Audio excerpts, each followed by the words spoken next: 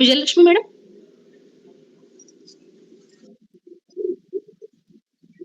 Okay madam.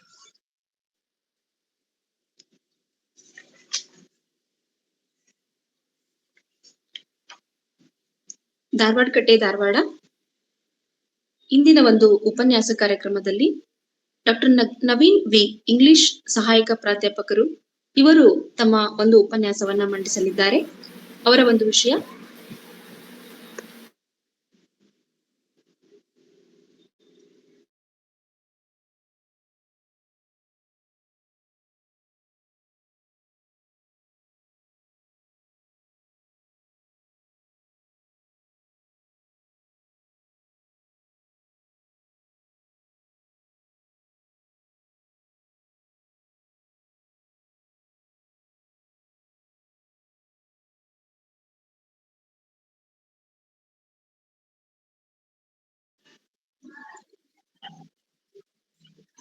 Okay ma'am.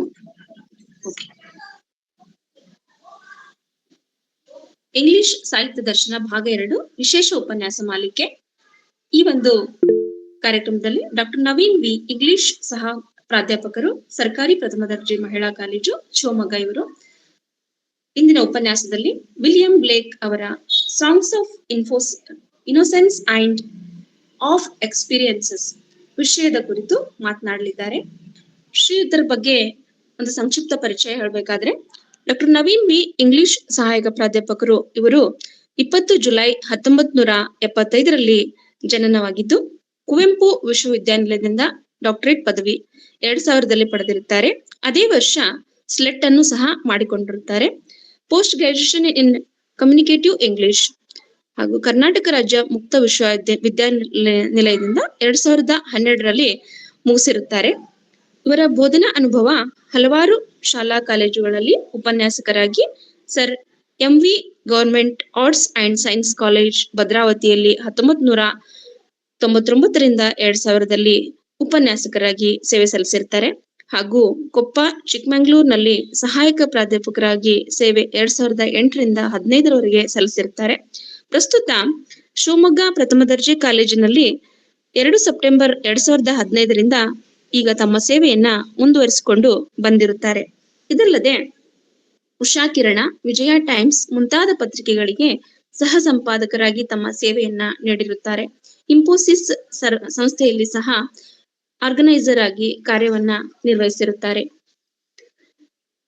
ಶ್ರೀಯುತರಿಂದ ಹೊರಬಂದಿರುವ ಪುಸ್ತಕಗಳು contemporary anxieties and the common man life after or during COVID-19, diverse faces in nationalism, ಮತ್ತೆ research article on expanding national hegemony through films, a study of Bollywood. ಹಾಗೆ ಶ್ರೀಯುತರು ಹಲವಾರು research ಗಳನ್ನ, seminar ಗಳನ್ನ, workshop ಗಳನ್ನ attend ಮಾಡಿರುತ್ತಾರೆ. ಇಂದಿನ ಒಂದು ಕಾರ್ಯಕ್ರಮದಲ್ಲಿ ಈ ಒಬ್ಬ ಮಹನೀಯರ ಉಪನ್ಯಾಸ ನಮಗೆ ಸಿಗ್ತಾ ಇರೋದು ನಮ್ಮ ಧಾರವಾಡ ಕಟ್ಟೆಯ ಭಾಗ್ಯ ಅಂತಾನೆ ಹೇಳ್ಬೋದು. ಈಗ ಈ ಒಂದು ವೇದಿಕೆಯಲ್ಲಿ ನಾನು ಎಲ್ಲಾ ಪ್ರಾಧ್ಯಾಪಕ ಬಳಗಕ್ಕೆ ಹಾಗೂ ಧಾರವಾಡ ಕಟ್ಟೆ ಅಭಿಮಾನಿ ಬಳಗಕ್ಕೆ ಹಾಗೂ ಕಾರ್ಯಕ್ರಮದ ಘನ ಅಧ್ಯಕ್ಷತೆಯನ್ನ ವಹಿಸಿರುವಂತಹ ಬಸವರಾಜ್ ಡೋಣೂರ್ ಸರ್ ಅವರಿಗೆ, ನಮ್ಮೆಲ್ಲರನ್ನ ಮಾರ್ಗದರ್ಶನ ಮಾಡಿ ಈ ಒಂದು ಸುಂದರ ಕಾರ್ಯಕ್ರಮವನ್ನು ಕರೆದುಕೊಂಡು ಹೋಗುತ್ತಿರುವ ಡೋಣೂರ್ ಸರ್ ಅವರಿಗೆ ಕಾರ್ಯಕ್ರಮಕ್ಕೆ ಹೃತ್ಪೂರ್ವಕವಾಗಿ ಸ್ವಾಗತವನ್ನ ಕೋರುತ್ತಾ ಈ ಒಂದು ವೇದಿಕೆಯನ್ನ ಇಂದಿನ ಉಪನ್ಯಾಸಕರಿಗೆ ಬಿಟ್ಟುಕೊಡ್ತಾ ಇದ್ದೇವೆ. Sir, please sir.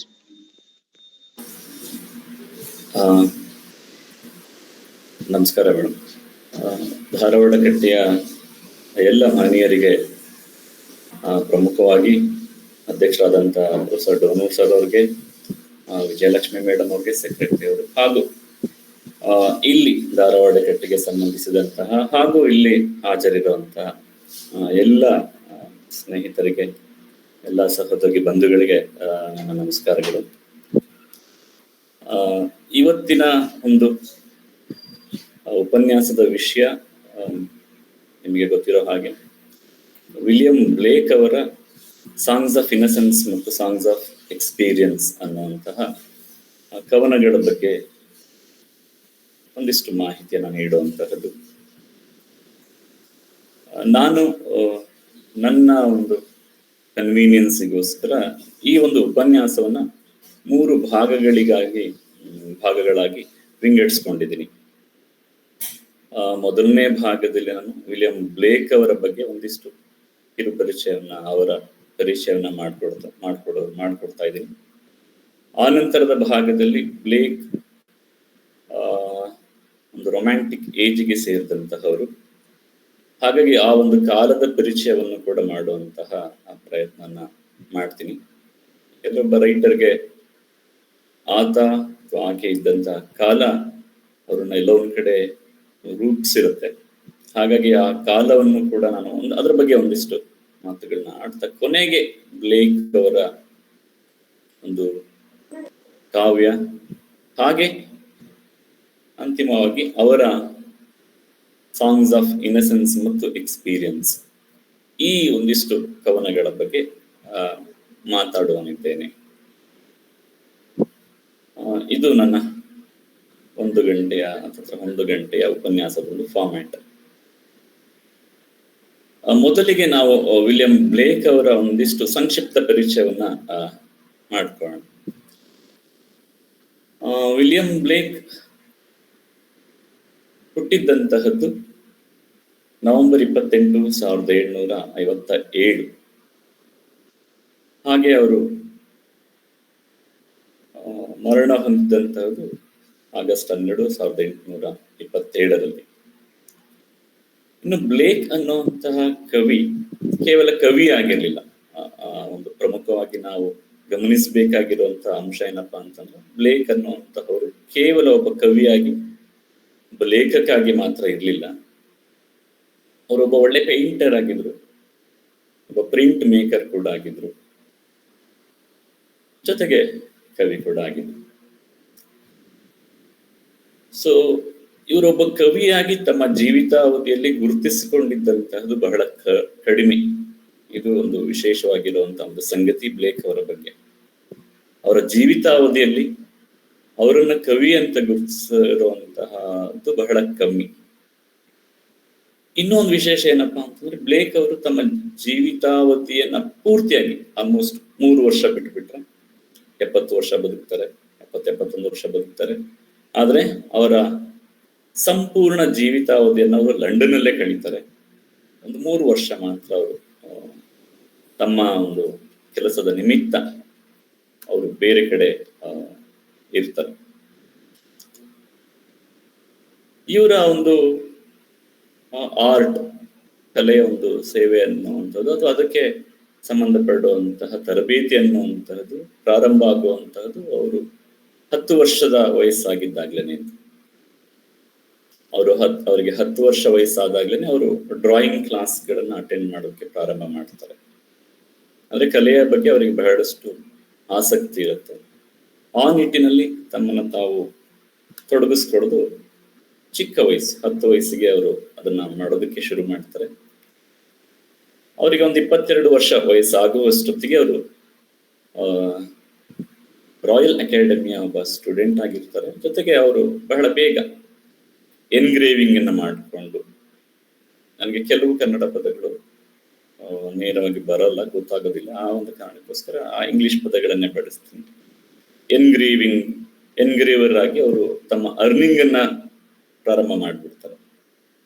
ಅಂದ್ರೆ ದುಡಿಮೆ ಮಾಡೋದಕ್ಕೂ ಕೂಡ ಶುರು ಮಾಡ್ಬಿಡ್ತಾರೆ. 22ನೇ ವಯಸ್ಸಿಗೆ ಒಬ್ಬ ಎನ್ಗ್ರೇವರ್ ಆಗಿ ಆ ಒಂದು ಎನ್ಗ್ರೇವಿಂಗ್ ಕೆಲಸದಿಂದನೇ ತಮ್ಮ ಒಂದಿಷ್ಟು ದುಡಿಮೆಯನ್ನ ಮಾಡೋದಕ್ಕೆ ಅವರು ಪ್ರಾರಂಭ ಮಾಡ್ಬಿಡ್ತಾರೆ.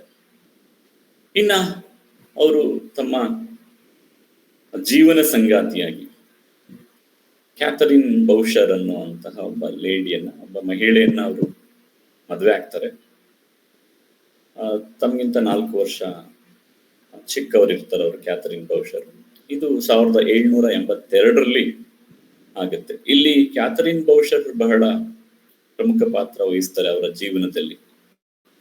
ಅವರನ್ನ ಇಲ್ಲಿ ಗಮನಿಸಬೇಕಾಗಿರುವಂಥದ್ದು ಬಹಳ ಪ್ರಮುಖ. ಯಾಕೆಂತಂದ್ರೆ ಈಕೆ ಒಬ್ಬ ಮಡದಿಯಾಗಿ ಮುಂದಿನ ಒಂದು 45 ವರ್ಷಗಳ ಕಾಲ ಅವರ ಜೀವನದಲ್ಲಿ ಬ್ಲೇಕ್ ಅವರ ಕಲಾಕೃತಿಗಳಿಗೆ ಒಬ್ಬ ಕಲರಿಸ್ಟ್ ಆಗಿ, ಹಾಗೆ ಒಬ್ಬ ಪ್ರಿಂಟ್ ಮೇಕರ್ ಆಗಿ ಅವರು ಬ್ಲೇಕ್ ಅವರ ಜೊತೆಗಿದ್ದು ಕೆಲಸವನ್ನ ಮಾಡ್ತಾರೆ. ಬ್ಲೇಕ್ ಅವರು ಏನ್ ನಂಬಿಕೆ ಇದೆಯಪ್ಪ ಅಂತಂದ್ರೆ ಕ್ಯಾಥರಿನ್ ಬೌಷರ್ ಅವ್ರಿಗೆ ಬರೆಯುವುದನ್ನ ಹೇಳ್ಕೊಡ್ತಾರೆ. ಅದಕ್ಕೆ ಒಂದು ರೀತಿ ಋಣ ತೀರ್ಸೋ ಅನ್ನೋ ರೀತಿನಲ್ಲೇ ಕ್ಯಾಥರಿನ್ ಬೌಷರ್ ಅವರು ಬ್ಲೇಕ್ ಅವರ ಜೀವನದುದ್ದಕ್ಕೂ ಕೂಡ ಅವರ ಸಂಗಾತಿಯಾಗಿ ಅವರ ಒಂದು ಕಲೆಯ ಒಂದು ಸೇವೆಗೆ ತಮ್ಮನ್ನು ಕೂಡ ಮುಡಿಪಾಗಿ ಇಟ್ಟಿರ್ತಾರೆ. ಇದು ಕೂಡ ಬಹಳ ಗಮನಿಸಬೇಕಾಗಿರುವಂತ ಒಂದು ವಿಷಯ. ಆದ್ರೆ ಏನಪ್ಪಾ ಅಂದ್ರೆ ಬ್ಲೇಕ್ ಅವರು ಒಂದು ಕನ್ವೆನ್ಷನಲ್ ಆಗಿರುವಂತ ಮದುವೆ ಅನ್ನುವಂತಹ ಒಂದು ಇನ್ಸ್ಟಿಟ್ಯೂಷನ್ ಅಲ್ಲೇ ನಂಬಿಕೆ ಇಟ್ಟಿರೋದಿಲ್ಲ. ಮದುವೆಯ ಕಡೆಗಿರುವಂತಹ ಕಾನೂನುಗಳಾಗಿರಬಹುದು, ಈ ಸಾಂಪ್ರದಾಯಿಕವಾಗಿರುವಂತಹ ಮದುವೆಯ ಒಂದಿಷ್ಟು ರೀತಿ ನೀತಿಗಳಿರಬಹುದು, ಇದರಲ್ಲಿ ಯಾಕೋ ಬ್ಲೇಕ್ಗೆ ನಂಬಿಕೆ ಅನ್ನುವಂಥದ್ದು ಇರಲಿಲ್ಲ. ಇಷ್ಟೆಲ್ಲ ಒಳ್ಳೆ ಆರ್ಟಿಸ್ಟ್ ಆದ್ರೂ ಕೂಡ, ಒಬ್ಬ ಒಳ್ಳೆಯ ಕಲಾವಿದ ಆದ್ರೂ ಕೂಡ, ಎಲ್ಲೋ ಒಂದ್ ಕಡೆ 1800 ನಂತರ ಬ್ಲೇಕ್ ಒಬ್ಬ ಆರ್ಟಿಸ್ಟ್ ಆಗಿ ಇಂಪ್ರೆಸ್ ಮಾಡೋದಿಲ್ಲ ಜನರಿಗೆ, ಅಥವಾ ಜನರಿಗೆ ಇವರ ಕಲೆ ಎಲ್ಲೋ ಒಂದು ಕಡೆ ಇಂಪ್ರೆಸ್ ಆಗೋದಿಲ್ಲ. ಯಾತಕ್ಕಪ್ಪ? ಅದಕ್ಕೊಂದು ಕಾರಣ ಕೂಡ ಇದೆ. ಒಬ್ಬ ಆರ್ಟಿಸ್ಟ್ ಆಗಿ ಯಾತಕ್ಕೆ ಅವರು ಬಹಳಷ್ಟು ಜನರನ್ನ ತಲುಪೋದಿಲ್ಲ ಅಂತಂದ್ರೆ, ಬಹಳಷ್ಟು ಜನಕ್ಕೆ ಏನ್ ಅನ್ಸ್ಬಿಟ್ಟಿರುತ್ತಪ್ಪ ಅಂತಂದ್ರೆ, ಇವರ ಕಲೆಗಳು ಸಂಪೂರ್ಣವಾಗಿ ಪರ್ಸನಲ್ ಆಗಿರುತ್ತೆ, ಸಾಂಪ್ರದಾಯಿಕವಾಗಿರುವಂತ ಯೋಚನೆಗಳು ಇವರ ಕಲೆಯಲ್ಲಿ ಕಂಡು ಬರೋದಿಲ್ಲ ಅನ್ನುವಂತಹ ಒಂದಿಷ್ಟು ಕಾರಣಗಳಿಗೋಸ್ಕರ ಬಹಳಷ್ಟು ಮಂದಿ ಬ್ಲೇಕ್ ಅವರನ್ನ ಒಬ್ಬ ಕಲಾವಿದ ಅನ್ನುವಂತ ರೀತಿಯಲ್ಲಿ ನೋಡೋದೇ ಇಲ್ಲ. ಆ ನಂತರ ಅವರಿಗೆ ಪ್ರಾಬ್ಲಮ್ಸ್ಗಳು ಶುರುವಾಗ್ಬಿಡುತ್ತೆ. ಮೊದಲಿಗೆ ತನ್ನ ಕಲೆಯಿಂದನೇ ಜೀವನವನ್ನ ಸಾಗಿಸುವಂತಹ ಅಥವಾ ಒಂದಿಷ್ಟು ಹಣವನ್ನ ಅರ್ನ್ ಮಾಡ್ತಾ ಇದ್ದಂತ ಒಬ್ಬ ವ್ಯಕ್ತಿ ಆ ನಂತರದ ಒಂದು ಸಂದರ್ಭದಲ್ಲಿ ತನ್ನ ಕಲೆಯಿಂದ ಜೀವನವನ್ನ ನಡೆಸುವಂತಹದ್ದು ಎಲ್ಲೋ ಒಂದ್ ಕಡೆ ಅವ್ರಿಗೆ ಕಷ್ಟ ಆಗ್ಬಿಡುತ್ತೆ. ಅವರಲ್ಲಿ ಆರೋಗ್ಯದ ಸಮಸ್ಯೆಗಳು 1824 ನಂತರ ಕಾಣಿಸೋದಕ್ಕೆ ಪ್ರಾರಂಭ ಆಗುತ್ತೆ. ಆ ನಂತರ 1827 ಆಗಸ್ಟ್ ತಿಂಗಳಲ್ಲಿ ಅವರು ಮರಣವನ್ನು ಕೂಡ ಹೊಂದ್ಬಿಡ್ತಾರೆ. ಇದು ಅವರ ಜೀವನದ ಒಂದು ಸಂಕ್ಷಿಪ್ತವಾಗಿರುವಂತ ನೋಟ. ಇನ್ನು ಬ್ಲೇಕಿನ ಪರ್ಸನಾಲಿಟಿಯ ಬಗ್ಗೆ ಏನಾದ್ರೂ ಒಂದ್ ಸ್ವಲ್ಪ ಮಾತಾಡಿದ್ರೆ ಅಲ್ಲೂ ಕೂಡ ಕೆಲವು ಕುತೂಹಲಕಾರಿಯಾಗಿರುವಂತ ಸಂಗತಿಗಳಿದೆ. Blake was seeing things. So ಅಂದ್ರೆ ಬ್ಲೇಕ್ ಅವರಿಗೆ ಚಿಕ್ಕ ಸೀಯಿಂಗ್ ಥಿಂಗ್ಸ್, ಸೀಯಿಂಗ್ ವಿಷನ್ಸ್, ಅವ್ರಿಗೆಲ್ಲ ಒಂದ್ ಕಡೆ ಏನೇನೋ ಕಾಣಿಸ್ತಾ ಇರುತ್ತೆ ಅನ್ನುವಂತಹದ್ದು ನಾವು ಅವರ ಜೀವನದ ಬಗ್ಗೆ ಓದಿದಾಗ ಕಾಣುತ್ತೆ. ಅವ್ರಿಗೆ ಚಿಕ್ಕ ವಯಸ್ಸು ಅಂದ್ರೆ ಇನ್ನು 8ನೇ ವಯಸ್ಸಿಗೆ ಅವ್ರಿಗೆ ಒಂದು ಮರ ಕಾಣಿಸಿರುತ್ತಂತೆ. ಅದರಲ್ಲಿ ಏಂಜಲ್ಸ್ ಗಳಿರುವಂತದ್ದು. ಕ್ರಿಶ್ಚಿಯಾನಿಟಿಯನ್ನ ನೋಡಿದ್ರೆ ಇದೆಲ್ಲದು ಕೂಡ ಗೊತ್ತಿರುವಂತದ್ದು. ಸೊ ಅಲ್ಲಿ ದೇವತೆಗಳಿರುವಂತ ಒಂದು ಮರವನ್ನು ಅವರು ಸುಮಾರು 8ನೇ ವಯಸ್ಸಿಗೆ ಅವರು ನೋಡಿರ್ತಾರಂತೆ. ಆ ನಂತರ ಅವರ ಒಬ್ಬ ಬಹಳ ಇಷ್ಟಪಡುವಂತ ಒಬ್ಬ ಬ್ರದರ್ ಇರ್ತಾರೆ, ರಾಬರ್ಟ್ ಅಂತ ಹೇಳಿ. ಅವ್ರು 1887 ಅವರ ಮರಣ ಹೊಂತಾರೆ, ಬ್ಲೇಕ್ ಅವರ ಸಹೋದರ. ಆದ್ರೆ ನಂಬಿಕೆ ಏನಿದೆಯಪ್ಪ ಅಂತಂದ್ರೆ, ಬ್ಲೇಕ್ ಅವರು ತಮ್ಮ ಮರಣ ಹೊಂದಿದಂತಹ ಒಬ್ಬ ಸಹೋದರನ ಒಂದು ಆತ್ಮದ ಜೊತೆ ನಿರಂತರವಾಗಿ ಅವರು ಕಾನ್ವರ್ಸೇಷನ್ ಅನ್ನ ಮಾಡ್ತಾ ಇರ್ತಾರೆ. ಅವರ ಕಾವ್ಯದಲ್ಲಿ, ಅವರ ಕಲೆಯಲ್ಲಿ ಈ ಒಂದು ಕಾನ್ವರ್ಸೇಷನ್ ಅನ್ನುವಂಥದ್ದು ಬಹಳಷ್ಟು ಸಹಾಯವನ್ನು ಕೂಡ ಮಾಡಿರುತ್ತೆ ಅನ್ನುವಂಥದ್ದು ಕೂಡ ಒಂದು ನಂಬಿಕೆ ಇದೆ. ಡಾಕ್ಯುಮೆಂಟೆಡ್ ಆಗಿರುವಂತಹ ಒಂದು ಮಾಹಿತಿ ಇದು.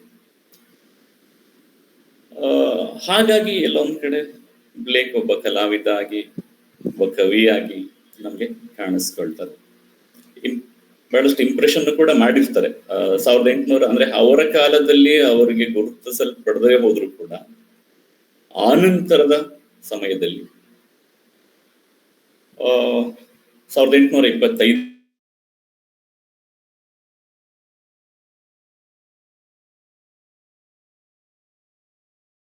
ವ್ಯಕ್ತಿ ಮೀಟ್ ಮಾಡ್ತಾರೆ.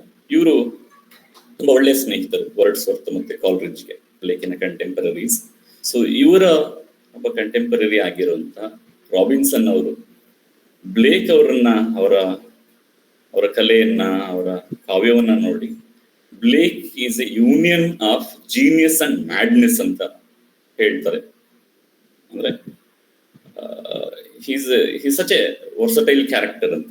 ಅಂದ್ರೆ ಒಬ್ಬ ಜೀನಿಯಸ್ ಒಂದ್ ಕಡೆ ಆದ್ರೆ ಒಂದಿಷ್ಟು ಹುಚ್ಚುತನ ಕೂಡ ಅವರಲ್ಲಿ ಇತ್ತು ಅನ್ನುವಂತಹದನ್ನ ನಾ ಹೇಳಿದ್ನಲ್ಲ. ಅವರು he was seeing things, he was speaking about them. So ಇದೆಲ್ಲದನ್ನು ನೋಡ್ಕೊಂಡು ಏನು ಅವ್ರಿಗೆ ಈ ರೀತಿಯಾದಂತಹ ಮಾತುಗಳನ್ನು ಕೂಡ ಅವರ ಬಗ್ಗೆ ಹೇಳಲಾಗುತ್ತೆ. ಇನ್ನು ಬ್ಲೇಕ್ ಒಬ್ಬ ತುಂಬಾ ಐಡಿಯಲಿಸ್ಟ್. ಅವ್ರಿಗೆ ಫ್ರೆಂಚ್ ರೆವಲ್ಯೂಷನ್ ಬಗ್ಗೆ ಬಹಳಷ್ಟೇ ಕನಸುಗಳಿರುತ್ತೆ ಅಥವಾ ಹೋಪ್ಸ್ ಇರುತ್ತೆ.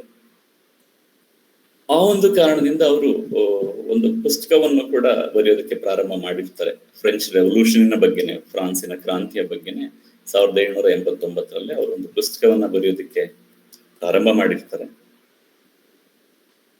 ಆದ್ರೆ ಎಲ್ಲೋ ಒಂದ್ ಕಡೆ ಅವರಿಗೆ ಬಹಳ ಬೇಗ ಭ್ರಮ ನಿರಸನ ಆಗೋಗ್ಬಿಡುತ್ತೆ. ಈ ಸೆಪ್ಟೆಂಬರ್ ಮ್ಯಾಸಕರ್ ಅನ್ನುವಂಥದ್ದು ನಡೆಯುತ್ತೆ, ಇತಿಹಾಸದಲ್ಲಿದೆ. ಜೈಲಲ್ಲಿ ಬಹಳಷ್ಟು ಕೈದಿಗಳನ್ನ ಕೊಲ್ಲಲಾಗುತ್ತೆ. ಅಂತಹ ಘಟನೆಗಳು ಆದಾಗ ಬ್ಲೇಕ್ಗೆ ಬಹಳಷ್ಟು ಭ್ರಮನಿರಸನ ಆಗ್ಬಿಟ್ಟು ಅವರು ಆ ಪುಸ್ತಕದ ಬಹಳಷ್ಟು ಭಾಗವನ್ನ ಅವರೇ ನಾಶ ಮಾಡ್ಬಿಡ್ತಾರೆ.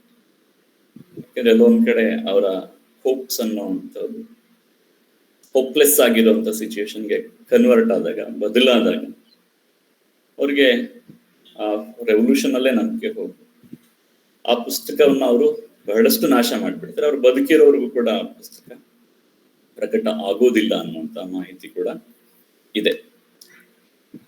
ಇದು ಬ್ಲೇಕಿನ ಜೀವನದ ಬಗ್ಗೆ ಒಂದಿಷ್ಟು ಮಾಹಿತಿ, ಒಂದು ಸಂಕ್ಷಿಪ್ತವಾಗಿರುವಂತ ಮಾಹಿತಿ. Sorry to disturb. ಕೆಲವರು ಹ್ಯಾಂಡ್ಸ್ ರೈಸ್ ಮಾಡಿದ್ದಾರೆ ಆರ್ಗನೈಸರ್ಸ್ಗೆ. ಏನಾದ್ರು ಅವ್ರು ಕೇಳೋದು ಇರುತ್ತಾ ಅಥವಾ ಮಧ್ಯದಲ್ಲಿ ಪ್ರಶ್ನೆಗಳನ್ನ ತಗೋಬಹುದಾ ಏನು ಅನ್ನೋದೊಂದು ಮಾಹಿತಿ ನನಗೆ ಬೇಕು. ಸರ್ ಇಲ್ಲ ಸರ್, ಪ್ರಶ್ನೆ ಕೊನೆಗೆ ಚರ್ಚೆಯಲ್ಲಿ ತಗೋಬಹುದು ಸರ್. ಓಕೆ ಓಕೆ ಓಕೆ, ಸರಿ ಸರ್, ಸರಿ ಸರ್. ಓಕೆ, ಇನ್ನ ಬ್ಲೇಕ್ ಅವರ ಜೀವನದ ಬಗ್ಗೆ ಇಷ್ಟು ಮಾಹಿತಿ ಆದ ನಂತರ ಇನ್ನ ನಾವು ಅವರ ಕಾಲದ ಬಗ್ಗೆ ಮಾತಾಡೋದಾದ್ರೆ, ಮೊದಲೇ ಹೇಳಿದಾಗೆ ಒಬ್ಬ ಲೇಖಕನಿಗೆ ಆತನ ಕಾಲ ಘಟ್ಟ ಅನ್ನುವಂಥದ್ದು ಬಹಳ ಪ್ರಮುಖವಾಗಿರುವಂತಹದ್ದು, ಬಹಳಷ್ಟು ಇಂಪಾರ್ಟೆಂಟ್ ಆಗಿರುವಂಥದ್ದು. ಬ್ಲೇಕ್ನ ನಾವು ಐಡೆಂಟಿಫೈ ಮಾಡುವಂಥದ್ದು ಒಬ್ಬ ರೊಮ್ಯಾಂಟಿಕ್ ಕವಿ ಅಂತ. ರೊಮ್ಯಾಂಟಿಕ್ ಪೀರಿಯಡ್ಗೆ ಸೇರಿರ್ತಾರೆ. ಈ ರೊಮ್ಯಾಂಟಿಕ್ ಪೀರಿಯಡ್ ಯಾವಾಗ ಶುರುವಾಯ್ತು, ಯಾವಾಗ ಮುಗಿತು ಅನ್ನುವಂಥದ್ದು ಹಲವಾರು ಡೇಟ್ಸ್ಗಳಿವೆ.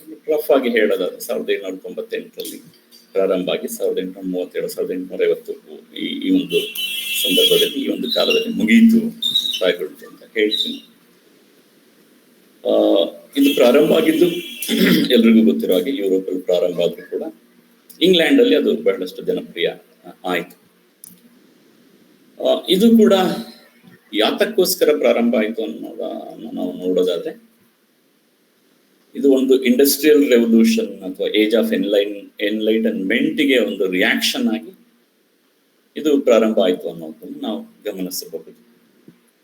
Age of reason, age of enlightenment ಅಥವಾ ಇಂಡಸ್ಟ್ರಿಯಲ್ ರೆವಲ್ಯೂಷನ್. ಯಾಕಂದ್ರೆ ಈ ಒಂದು ಸಂದರ್ಭದಲ್ಲಿ ಜನರ ಜೀವನ ಬಹಳಷ್ಟೇ ಬದಲಾಗಿ ಹೋಗ್ಬಿಡುತ್ತೆ. ಇದು ಕೆಲವರಿಗಂತೂ ಪ್ರಾಬ್ಲಮ್ ಅನ್ನ ಕೊಡುತ್ತೆ, ಲೇಖಕರಿಗೆ, ಚಿಂತಕರಿಗೆ. ಜನರ ಜೀವನ ಏನಪ್ಪಾ ಇಷ್ಟೊಂದು ಡ್ರಾಸ್ಟಿಕ್ ಆಗಿ ಬದಲಾಗ್ತಾ ಇದೆಯಲ್ಲ.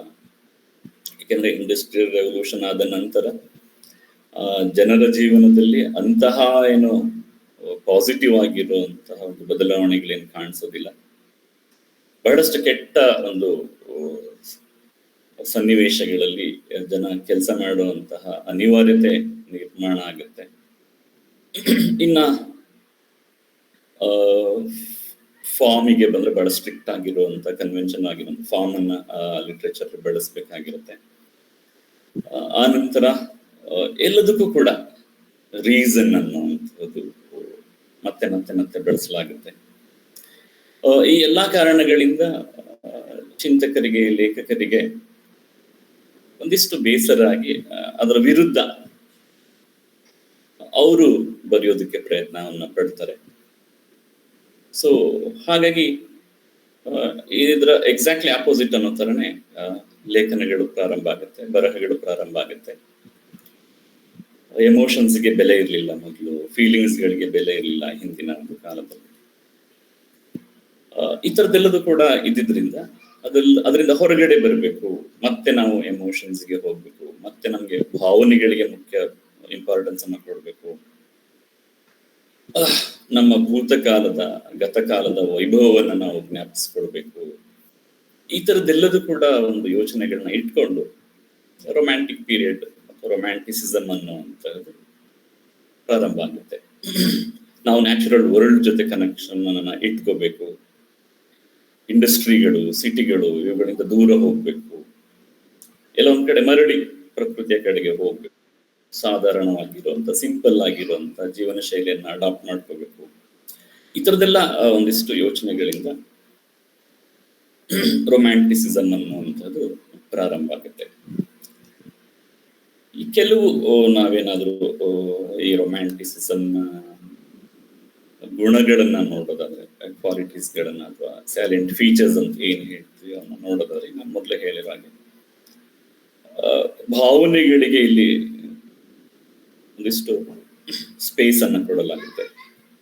ಅದು ನಾವು ವರ್ಡ್ಸ್ವರ್ತ್ ಆಗಿರ್ಬೋದು ಅಥವಾ ಬ್ಲೇಕ್ ಆಗಿರ್ಬೋದು, ಕೀಟ್ಸ್ ಆಗಿರ್ಬೋದು, ಶೆಲ್ಲಿ ಆಗಿರ್ಬೋದು, ಇವರ ಒಂದು ಕವನಗಳನ್ನ, ಇವರ ಒಂದು ಕಾವ್ಯವನ್ನ ನೋಡಿದ್ರೆ ಬಹಳಷ್ಟು ಚೆನ್ನಾಗಿ ನಮ್ಗೆ ಅರ್ಥ ಆಗುತ್ತೆ. ಅಲ್ಲಿ ಭಾವನೆಗಳಿಗೆ ಎಷ್ಟೊಂದು ಪ್ರಮುಖವಾಗಿರುವಂತ ಜಾಗವನ್ನ ಅಲ್ಲಿ ನೀಡಲಾಗಿದೆ ಅನ್ನುವಂಥದ್ದು. ಸೊ ಈ ಭಾವನೆಗಳು ಬಹಳಷ್ಟು ಮುಖ್ಯ ಆಗುತ್ತೆ ರೊಮ್ಯಾಂಟಿಸಿಸಮ್ ನಲ್ಲಿ. ಹಾಗೆ ಈ ಪ್ರೋಗ್ರೆಸ್ ಅನ್ನುವಂಥದ್ದು, ನಾ ಹೇಳಿದಾಗ ಇಂಡಸ್ಟ್ರಿಯಲ್ ರೆವಲ್ಯೂಷನ್, ಪ್ರೋಗ್ರೆಸ್, ಇದೊಂದು ಇದನ್ನ ಕ್ರಿಟಿಕ್ ಮಾಡಲಾಗುತ್ತೆ ಮತ್ತೆ ಮತ್ತೆ ರೊಮ್ಯಾಂಟಿಸಿಸಮ್ ಅಲ್ಲಿ, ರೊಮ್ಯಾಂಟಿಕ್ ಲಿಟ್ರೇಚರ್ ಅಲ್ಲಿ ಇದನ್ನ ಕ್ರಿಟಿಸೈಸ್ ಕ್ರಿಟಿಕ್ ಮಾಡಲಾಗುತ್ತೆ. ಈ ಪ್ರೋಗ್ರೆಸ್ ಅಂತಂದ್ರೆ ಅರ್ಬನೈಸೇಷನ್, ನಗರಗಳ ನಿರ್ಮಾಣ, ತುಂಬಾ ಕಷ್ಟಪಟ್ಟು ಕೆಲಸ ಮಾಡುವಂತಹ ಕಂಡೀಷನ್ಸ್ಗಳು ಬಿಕಾಸ್ ಆಫ್ ಇಂಡಸ್ಟ್ರಿಯಲ್ ರೆವಲ್ಯೂಷನ್.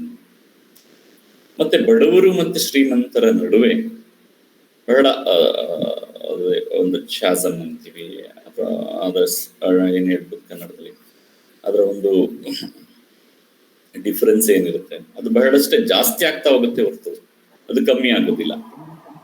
ಆ ಒಂದು ಗ್ಯಾಪ್ ಅನ್ನುವಂತಹದ್ದು, ಬಡತನ ಮತ್ತೆ ಸಿರಿವಂತಿಕೆಯ ಗ್ಯಾಪ್ ಅನ್ನುವಂಥದ್ದು ಕೆಲವೊಂದ್ ಕಡೆ ಕಮ್ಮಿ ಆಗ್ಬೇಕಾಗಿತ್ತು, ಆದ್ರೆ ಅದು ಕಮ್ಮಿ ಆಗೋದಿಲ್ಲ. ಸೊ ಅದು ಜಾಸ್ತಿ ಆಗ್ತಾನೆ ಹೋಗಿರುತ್ತೆ. ಸೊ ಇದನ್ನೆಲ್ಲದನ್ನು ಕೂಡ ರೊಮ್ಯಾಂಟಿಕ್ ಲಿಟ್ರೇಚರ್ ಕ್ರಿಟಿಕ್ ಮಾಡುತ್ತೆ.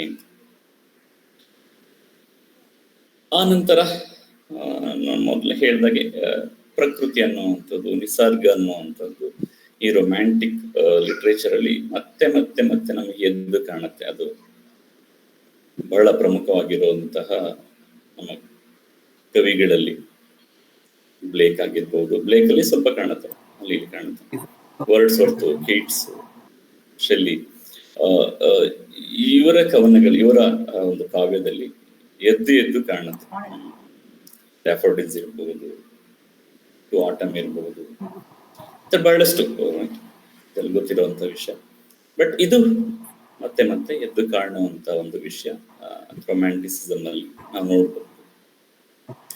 ಇನ್ನು ಪ್ಯೂರಿಟಿ ಆಫ್ ಚೈಲ್ಡ್ಹುಡ್ ಅನ್ನುವಂಥದ್ದು ಕೂಡ ನಾವು ರೊಮ್ಯಾಂಟಿಕ್ ಲಿಟ್ರೇಚರ್ ನೋಡಬಹುದು. ಒಂದು ಮುಗ್ಧತೆ, ಬಾಲ್ಯದ ಒಂದು ಮುಗ್ಧತೆ ಎಷ್ಟು ಮುಖ್ಯ ಅನ್ನುವಂಥದ್ದು, ಎಷ್ಟು ಪ್ಯೂರ್ ಆಗಿರುತ್ತೆ, ಎಷ್ಟು ಚೆನ್ನಾಗಿರುತ್ತೆ. ಇದನ್ನ ಸೆಲೆಬ್ರೇಷನ್ ಆಫ್ ಚೈಲ್ಡ್ಹುಡ್ ಅನ್ನುವಂಥದ್ದು, ಇಟ್ಸ್ ಪ್ಯೂರಿಟಿ ಅನ್ನುವಂಥದ್ದು, ಇದನ್ನ ನಾವು ರೊಮ್ಯಾಂಟಿಕ್ ಲಿಟ್ರೇಚರ್ ಕಾಣ್ತೀವಿ. ಅದರಲ್ಲೂ ಕೂಡ ಬ್ಲೇಕ್ ಅಲ್ಲಿ ನಮ್ಗೆ ಇದು ಬಹಳಷ್ಟೇ ಢಾಳಾಗಿ ಕಾಣುತ್ತೆ. ಹಲವಾರು ಪದ್ಯಗಳಲ್ಲಿ ಸಾಂಗ್ಸ್ ಆಫ್ ಇನ್ನೋಸೆನ್ಸ್ ಇದ್ರಲ್ಲಂತೂ ತುಂಬಾನೇ ನಮಗೆ ಕಾಣುತ್ತೆ. ಇನ್ನು ಸೆಲೆಬ್ರೇಷನ್ ಆಫ್ ಇಂಡಿವಿಜುವಲ್ ಅನ್ನುವಂಥದ್ದು ಕೂಡ ಈ ಒಂದು ರೊಮ್ಯಾಂಟಿಸಿಸಮ್ ನ ಒಂದು ಚೀಫ್ ಆಗಿರುವಂತ ಒಂದು ಫೀಚರ್ ಇದು. ಇಂಡಿವಿಜುವಲ್ಗೆ ಬಹಳಷ್ಟು ಸ್ಪೇಸ್ ಅನ್ನು ಕೊಡ್ಬೇಕು, ಬಹಳಷ್ಟು ಗಮನವನ್ನು ಕೊಡ್ಬೇಕು ಅನ್ನುವಂಥದ್ದು ಕೂಡ ರೊಮ್ಯಾಂಟಿಸಿಸಮ್ ಅಲ್ಲಿ ನಾವು ನೋಡ್ತೀವಿ. ಎಲ್ಲ ಒಂದ್ ಕಡೆ ರೊಮ್ಯಾಂಟಿಕ್ ಎರಾದಲ್ಲಿ ನಮ್ಗೆ ಈ ಸೂಪರ್ ನ್ಯಾಚುರಲ್ ಎಲಿಮೆಂಟ್ಸ್ ಅನ್ನುವಂಥದ್ದು ಕೂಡ ನಾವು ನೋಡ್ತೀವಿ. ಫ್ರಾಂಕಿಸ್ಟೈನ್ ಅನ್ನುವಂತಹ ಕಾದಂಬರಿಯಲ್ಲೂ ಕೂಡ ಈ ತರದ ಕಾದಂಬರಿಗಳು ನಾವು ನೋಡ್ತೀವಿ. ಸೂಪರ್ ನ್ಯಾಚುರಲ್ ಎಲಿಮೆಂಟ್ಸ್ಗೂ ಕೂಡ ರೊಮ್ಯಾಂಟಿಸಿಸಮ್ ಅಲ್ಲಿ ಜಾಗ ಸಿಗುತ್ತೆ. ಇದು ಒಂದು ಕೂಡ ಫೀಚರ್. ಅಲ್ಲಿ ಇದು ಸುಮಾರು ರೊಮ್ಯಾಂಟಿಕ್ ಎರಾದ ಒಂದಿಷ್ಟು ಫೀಚರ್ಸ್ ಅನ್ನು ಅದನ್ನ ನೋಡೋದಾದ್ರೆ ಇದೆಲ್ಲದೂ ಕೂಡ ಇದೆ. ಬ್ಲೇಕಿನ ಒಂದು ಕವನಗಳಲ್ಲೂ ಕೂಡ ನಾವು ಈ ಸಾಂಗ್ಸ್ ಆಫ್ ಇನ್ನಸೆನ್ಸ್ ಮತ್ತೆ ಎಕ್ಸ್ಪೀರಿಯನ್ಸ್ ಇವುಗಳಲ್ಲೆಲ್ಲ ನಾವು ಈ ಕೆಲವು ಫೀಚರ್ಸ್ ಗಳನ್ನು ಕೂಡ ನಾವು ನೋಡಬಹುದು. ಇದು ನನ್ನ 2ನೇ ಭಾಗ. ಇನ್ನು ಅಂತಿಮವಾಗಿರುವಂತಹ ಒಂದು ಭಾಗ ಬ್ಲೇಕಿನ ಒಂದು ಕಾವ್ಯ. ಅದರಲ್ಲೂ ಕೂಡ ಪ್ರಮುಖವಾಗಿ ನಮಗೆ ಸಾಂಗ್ಸ್ ಆಫ್ ಇನ್ನಸೆನ್ಸ್ ಮತ್ತೆ ಎಕ್ಸ್ಪೀರಿಯನ್ಸ್ ಇದನ್ನ ನಾವು ನೋಡೋದಾದ್ರೆ, ಈ ವಿಷಯಕ್ಕೆ ಬರೋದಾದ್ರೆ, ಬ್ಲೇಕಿನ ಪೊಯಿಟ್ರಿ ಬಗ್ಗೆ ಮೊದಲು ಮಾತಾಡೋದಾದ್ರೆ, ನಾನು ಮೊದಲೇ ಹೇಳಿರೋ ಹಾಗೆ ಬ್ಲೇಕ್ ಬದುಕಿರೋವರೆಗೂ ಕೂಡ, ತನ್ನ ಜೀವಿತಾವಧಿಯಲ್ಲಿ ಇರೋವರೆಗೂ ಕೂಡ ಎಲ್ಲೋ ಒಂದ್ ಕಡೆ ಒಬ್ಬ ಪೊಯೆಟ್ ಅಂತ ಹೇಳಿ ಗುರುತಿಸಲ್ಪಟ್ಟಿರುವಂತದ್ದು ಬಹಳ ಕಮ್ಮಿ. ಅವರು ಬರೆಯಕ್ಕೆ ಶುರು ಮಾಡಿದ್ರು, ಮೊದಲನೇ ಶುರು ಮಾಡಿರ್ತಾರೆ 1783 ಅವರು ಬರೀತಾರೆ. ತಮ್ಮ ಮೊದಲ ಕವನ ಸಂಕಲನವನ್ನ ತಗೊಂಡ್ಬರ್ತಾರೆ. ಆದ್ರೆ ಅದು ಬಹಳಷ್ಟು ಮೊದಲ ಕವನ ಸಂಕಲನ ಆಗಿರುತ್ತೆ, ತುಂಬಾ ಇಮ್ಯಾಜಿನೇಟಿವ್ ಆಗಿರುತ್ತೆ. ಅಥವಾ ಅದು ಬೇರೆಯವರ, ಈಗ ಶೇಕ್ಸ್ಪಿಯರ್ನೂ ಕೂಡ ಸೇರ್ಕೊಂಡಂತೆ ಹಲವಾರು ಸುಪ್ರಸಿದ್ಧ ಲೇಖಕರ ಒಂದು ಇಮಿಟೇಷನ್ ತರ ಆಗೋಗ್ಬಿಟ್ಟಿರುತ್ತಂತೆ. 1783 ಅವರು ಮೊದಲ ಬಾರಿಗೆ ತೆಗೆದುಕೊಂಡು ಬಂದಂತ. ಸೊ ಇದು ಎಲ್ಲೊಂದ್ ಕಡೆ ಫೇಲ್ ಆಯ್ತು ಅನ್ನೋ ತರ. ಅಥವಾ ಅವರ ಬರವಣಿಗೆಯ ಅಂದ್ರೆ ಪಬ್ಲಿಕೇಶನ್ ಅನ್ನ ನಾವು ನೋಡಿದ್ರೆ, ಕೆಲವರು ಅದನ್ನ ಪಬ್ಲಿಕೇಶನ್ ಅಂತ ಕೂಡ ಕರೆಯೋದಿಲ್ಲ. ಯಾಕಂದ್ರೆ ಬ್ಲೇಕ್ ಬರೀ ಕವಿ ಆಗಿರ್ಲಿಲ್ಲ, ಬೇರೆಯವರು ಬರದ ರೀತಿಯಲ್ಲಿ ಬರಿತಾ ಇರ್ಲಿಲ್ಲ. ಅವರು ಇಲಸ್ಟ್ರೇಷನ್ಸ್ ಗಳನ್ನ ಬಳಸ್ತಾ ಇದ್ರು, ಕಾಪರ್ ಪ್ಲೇಟ್ಸ್ ಗಳನ್ನ ಬಳಸ್ತಾ ಇದ್ರು, ಅದ್ರ ಮೇಲೆ ಎನ್ಗ್ರೇವ್ ಮಾಡ್ತಾ ಇದ್ರು. ಅನಂತರ ಅದನ್ನ ಎಲ್ಲೊಂದು ಪ್ರಿಂಟ್ ಮಾಡುವಂತಹ,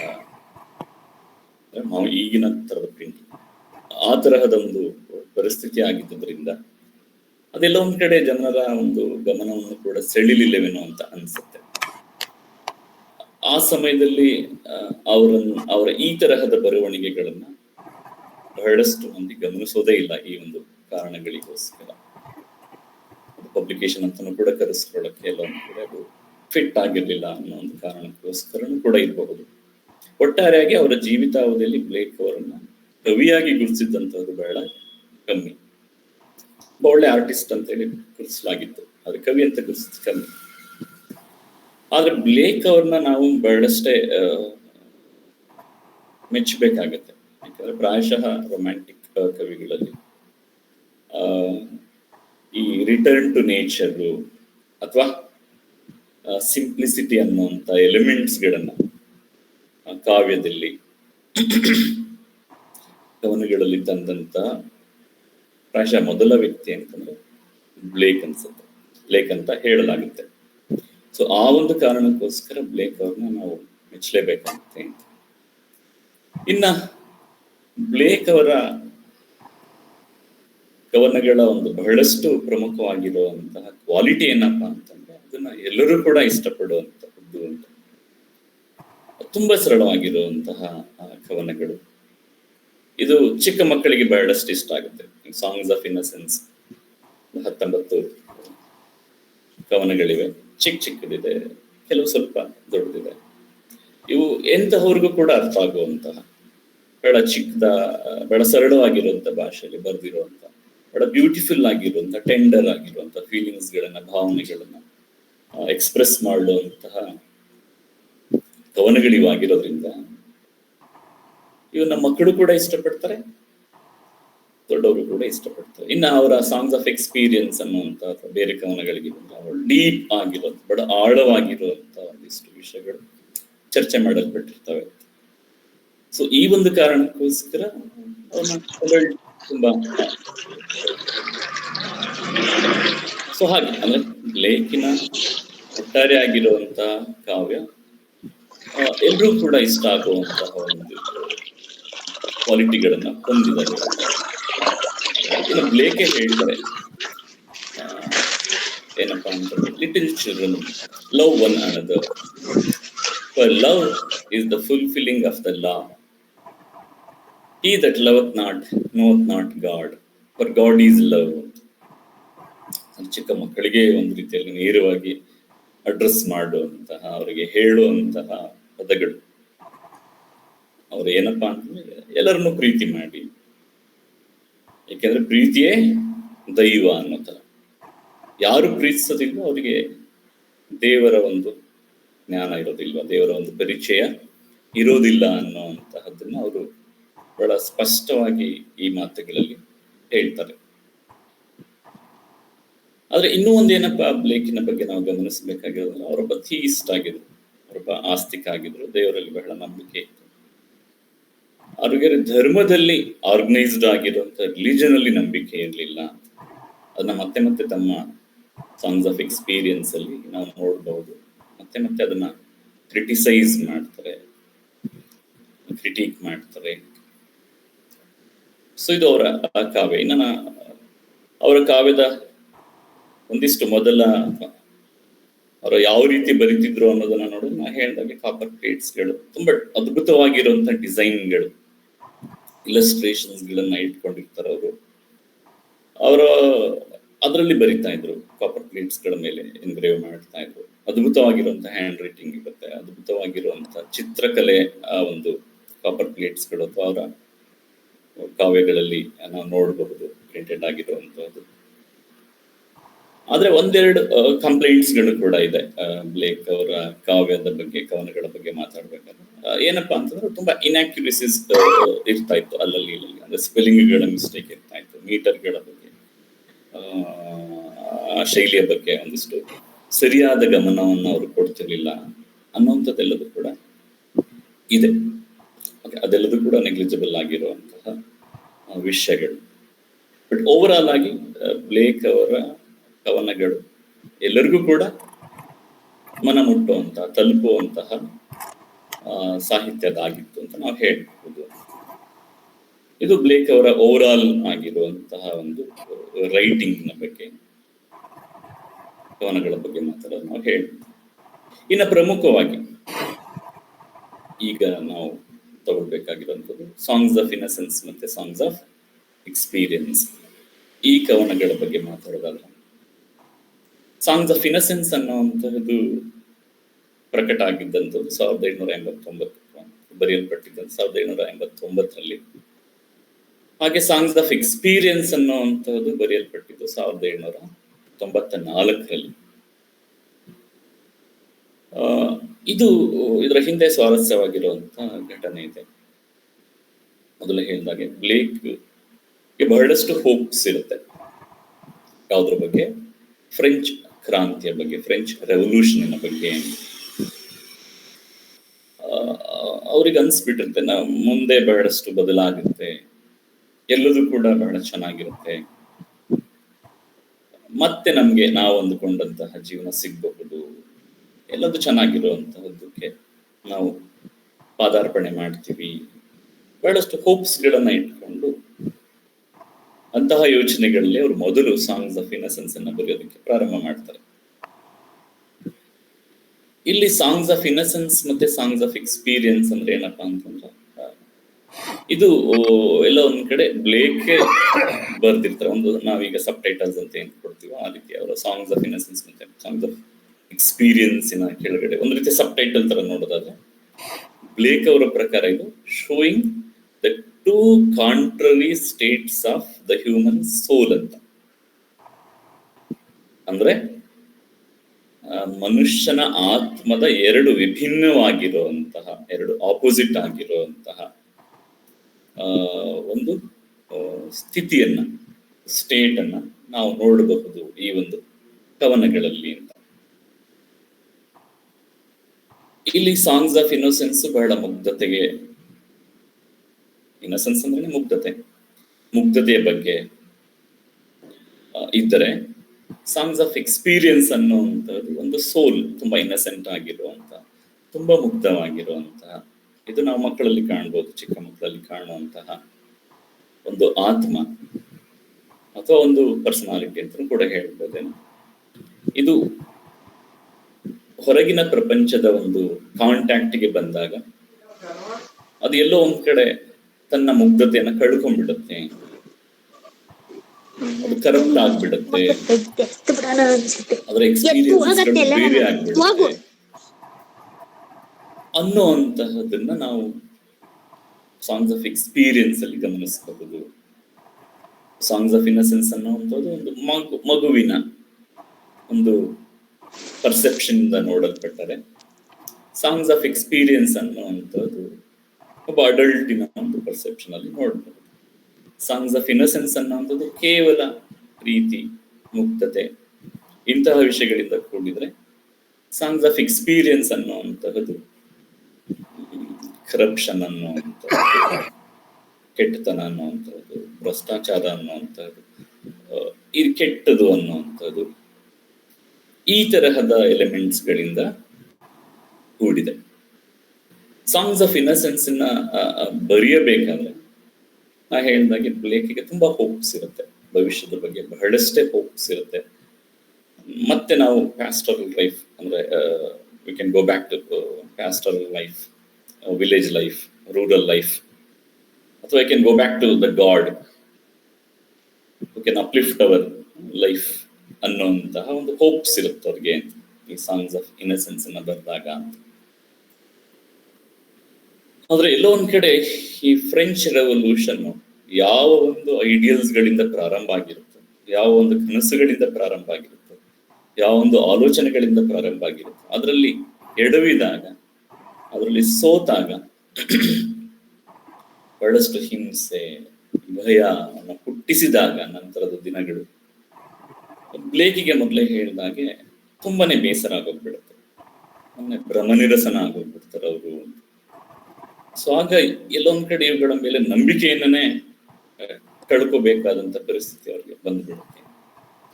ಸೊ ಅಂತಹ ಸಂದರ್ಭದಲ್ಲಿ ಅವರು ಸಾಂಗ್ಸ್ ಆಫ್ ಎಕ್ಸ್ಪೀರಿಯನ್ಸ್ ಅನ್ನ ಬರೀತಾರೆ. ಸುಮಾರು 28 ಪದ್ಯಗಳು ಸಾಂಗ್ಸ್ ಆಫ್ ಎಕ್ಸ್ಪೀರಿಯನ್ಸ್ ಅಲ್ಲಿ ಇದಾವೆ. ಇಲ್ಲಿ ತುಂಬಾ ಗಮನಿಸಬೇಕಾಗಿರೋ ಅಂಶ ಏನಪ್ಪಾ ಅಂತಂದ್ರೆ, ಈ ಕೆಲವು ಪದ್ಯಗಳು ಸಾಂಗ್ಸ್ ಆಫ್ ಇನ್ನಸೆನ್ಸ್ ಅಲ್ಲಿ ಮತ್ತೆ ಸಾಂಗ್ಸ್ ಆಫ್ ಎಕ್ಸ್ಪೀರಿಯನ್ಸ್ ಅಲ್ಲಿ ಕಾಮನ್ ಆಗಿರೋ ಟೈಟಲ್ ಗಳನ್ನ ಹೊಂದ್ತವೆ. 6 ತರದ ಸೆಟ್ ಗಳೇನೋ ಇದೆ ಆ ತರದ್ದು. ಈಗ ಚಿಮ್ನಿ ಸ್ವೀಪರ್ ಇದು ಇನ್ನಸೆನ್ಸ್ ಅಲ್ಲೂ ಕೂಡ ಇದೆ, ಹಾಗೆ ಸಾಂಗ್ಸ್ ಆಫ್ ಎಕ್ಸ್ಪೀರಿಯನ್ಸ್ ಅಲ್ಲೂ ಕೂಡ ಇದೆ. ಅಥವಾ ನರ್ಸಸ್ ಸಾಂಗ್ ಅಂತ ಇದೆ. ಸೊ ಅದು ಸಾಂಗ್ಸ್ ಆಫ್ ಇನ್ನಸೆನ್ಸ್ ಅಲ್ಲೂ ಇದೆ, ಸಾಂಗ್ಸ್ ಆಫ್ ಎಕ್ಸ್ಪೀರಿಯನ್ಸ್ ಅಲ್ಲೂ ಕೂಡ ಇದೆ. ಆದ್ರೆ ಹೇಳುವಂತಹ ವಿಷಯ ಎರಡರಲ್ಲೂ ಕೂಡ ತೀರಾ ಎಕ್ಸಾಕ್ಟ್ಲಿ ಆಪೋಸಿಟ್ ಅನ್ನುವಂತಹದ್ದು, ತುಂಬಾ ವಿರುದ್ಧಾರ್ಥಕವಾಗಿರುವಂತಹ ವಿಷಯಗಳನ್ನ ಈ ಕಾಮನ್ ಆಗಿರೋ ಟೈಟಲ್ಗಳಲ್ಲೂ ಕೂಡ ಅವರು ಬಳಸ್ತಾರೆ. ಸೊ ಕೆಲವು ಪದ್ಯಗಳನ್ನ ನಾವು ಪ್ರಾಯಶಃ ಎಕ್ಸಾಂಪಲ್ ಆಗಿ ತಗೊಂಡು ನೋಡಬಹುದೇನೋ.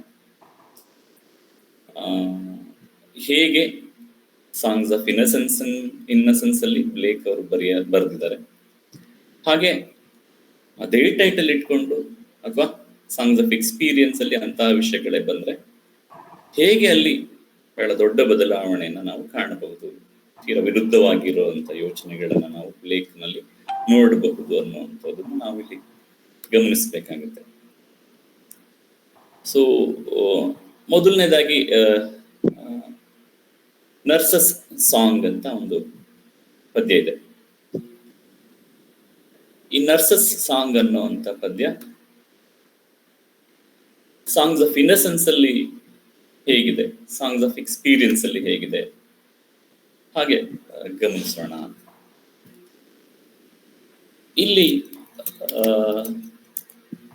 ನರ್ಸಸ್ ಸಾಂಗ್ ಅನ್ನುವಂಥದ್ದು ಒಬ್ಬ ನರ್ಸ್ ಅಂದ್ರೆ ಇವತ್ತಿನ ನ್ಯಾನಿ ಅಂತ ಏನ್ ಹೇಳ್ತೀವಿ, ಆ ಒಂದು ಕೆಲಸ ಮಾಡುವಂತ ಒಬ್ಬ ವ್ಯಕ್ತಿ ಅಂತ ಅನ್ಕೊಳ್ಳೋಣ. ಆ ಒಬ್ಬ ವ್ಯಕ್ತಿ ಇಲ್ಲಿ ಸನ್ನಿವೇಶ ಏನಪ್ಪಾ ಅಂತಂದ್ರೆ, ಕೆಲವು ಮಕ್ಕಳು ಆಟ ಆಡ್ತಾ ಇದ್ದಾರೆ.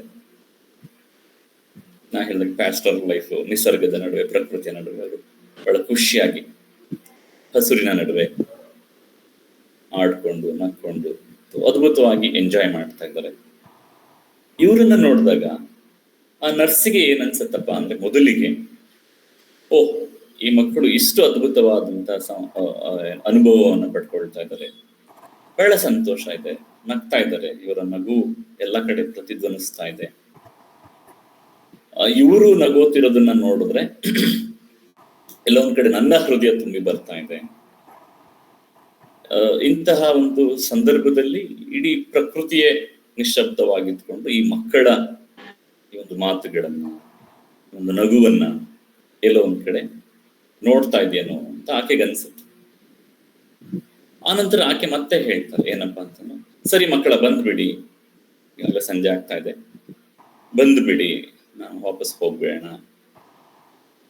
ಆಟ ನಿಲ್ಸ್ಬಿಡಿ ಸದ್ಯಕ್ಕೆ ಹೇಳ್ತಾರೆ. ಆದ್ರೆ ಮಕ್ಕಳು ಬರೋದಿಲ್ಲ.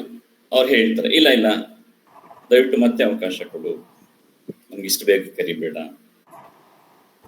ಯಾಕೆಂದ್ರೆ ಇನ್ನೂ ಕೂಡ ಆಕಾಶದಲ್ಲಿ ಪಕ್ಷಿಗಳು ಹಾರಾಡ್ತಾ ಇದ್ದಾವೆ, ಇನ್ನೂ ಕೂಡ ಬೆಟ್ಟದ ಮೇಲೆ ಕುರಿಗಳು ಮೇಯ್ತಾ ಇದ್ದಾವೆ. ಸೊ ಹಾಗಾಗಿ ದಯವಿಟ್ಟು ನಮ್ಗೆ ಮತ್ತೆ ಆಡೋದಕ್ಕೆ ಅವಕಾಶ ಕೊಡು ಅಂತ ಕೇಳ್ತಾರೆ ಮಕ್ಕಳು. ಸರಿ ಬಿಡಿ, ಹಾಗಾದ್ರೆ ಆಟ ಆಡ್ಕೊಳ್ಳಿ, ಆದ್ರೆ ಕತ್ತಲು ಆಗೋವರೆಗೂ ಮಾತ್ರ ಆಟ ಆಡ್ಕೊಳ್ಳಿ ಅಂತ ಆಕೆ ಹೇಳ್ಬಿಟ್ಟು ಕಳಿಸ್ತಾರೆ. ಅಂದ್ರೆ ಈ ಇಡೀ ಪದ್ಯವನ್ನ ನೋಡಿದಾಗ ನಮ್ಗೆ ಎಲ್ಲೂ ಕೂಡ ಇಲ್ಲಿ ನರ್ಸಿನ ಒಂದು ಇಂಟರ್ಫಿಯರೆನ್ಸ್ ಕಾಣೋದಿಲ್ಲ. ಯಾವ್ದ್ರಲ್ಲಿ? ಮಕ್ಕಳ ಒಂದು ನಗುವಿನಲ್ಲಿ, ಅವರೊಂದು ಮುಗ್ಧತೆಯಲ್ಲಿ, ಅವರೊಂದು ಆಟದಲ್ಲಿ ಎಲ್ಲೂ ಕೂಡ ಆಕೆ ಇಂಟರ್ಫಿಯರ್ ಆಗೋದಿಲ್ಲ. ಮಕ್ಕಳನ್ನ ತನ್ನ ಪಾಡಿಗೆ ಅವರ ಪಾಡಿಗೆ ಅವರು ಆಡೋದಕ್ಕೆ ಬಿಟ್ಬಿಡ್ತಾರೆ. ಇದು ನರ್ಸಸ್ ಸಾಂಗ್ಸ್ ಆಫ್ ಇನ್ನಸೆನ್ಸ್. ಇಲ್ಲಿ ಮಕ್ಕಳ ಮುಗ್ಧತೆ ಕಾಣುತ್ತೆ, ಮಕ್ಕಳ ನಗು ಕಾಣುತ್ತೆ, ಮಕ್ಕಳ ಸಂತೋಷ ಕಾಣುತ್ತೆ, ನಿಸರ್ಗ ಕಾಣುತ್ತೆ, ಅದರ ಬ್ಯೂಟಿ ಕಾಣುತ್ತೆ, ಇದೆಲ್ಲದೂ ಕೂಡ ನೋಡ್ಬೋದು. ಇನ್ನ ಅದೇ ಸಾಂಗ್ಸ್ ಆಫ್ ಎಕ್ಸ್ಪೀರಿಯನ್ಸ್ಗೆ ಬಂದಾಗ ಸೇಮ್ ಟೈಟಲ್ ಇರುವಂತಹ ಒಂದು ಪದ್ಯ ಸಾಂಗ್ಸ್ ಆಫ್ ಎಕ್ಸ್ಪೀರಿಯನ್ಸ್.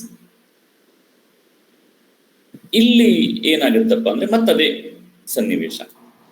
ಇಲ್ಲೂ ಕೂಡ ಮಕ್ಕಳು ಏನ್ ಮಾಡ್ತಿರ್ತಾರೆ? ಆಟ ಆಡ್ತಾ ಇರ್ತಾರೆ, ಬೆಟ್ಟದ ತಪ್ಪಲೆಲ್ಲ ಆಟ ಆಡ್ತಿರ್ತಾರೆ, ಆದರೆ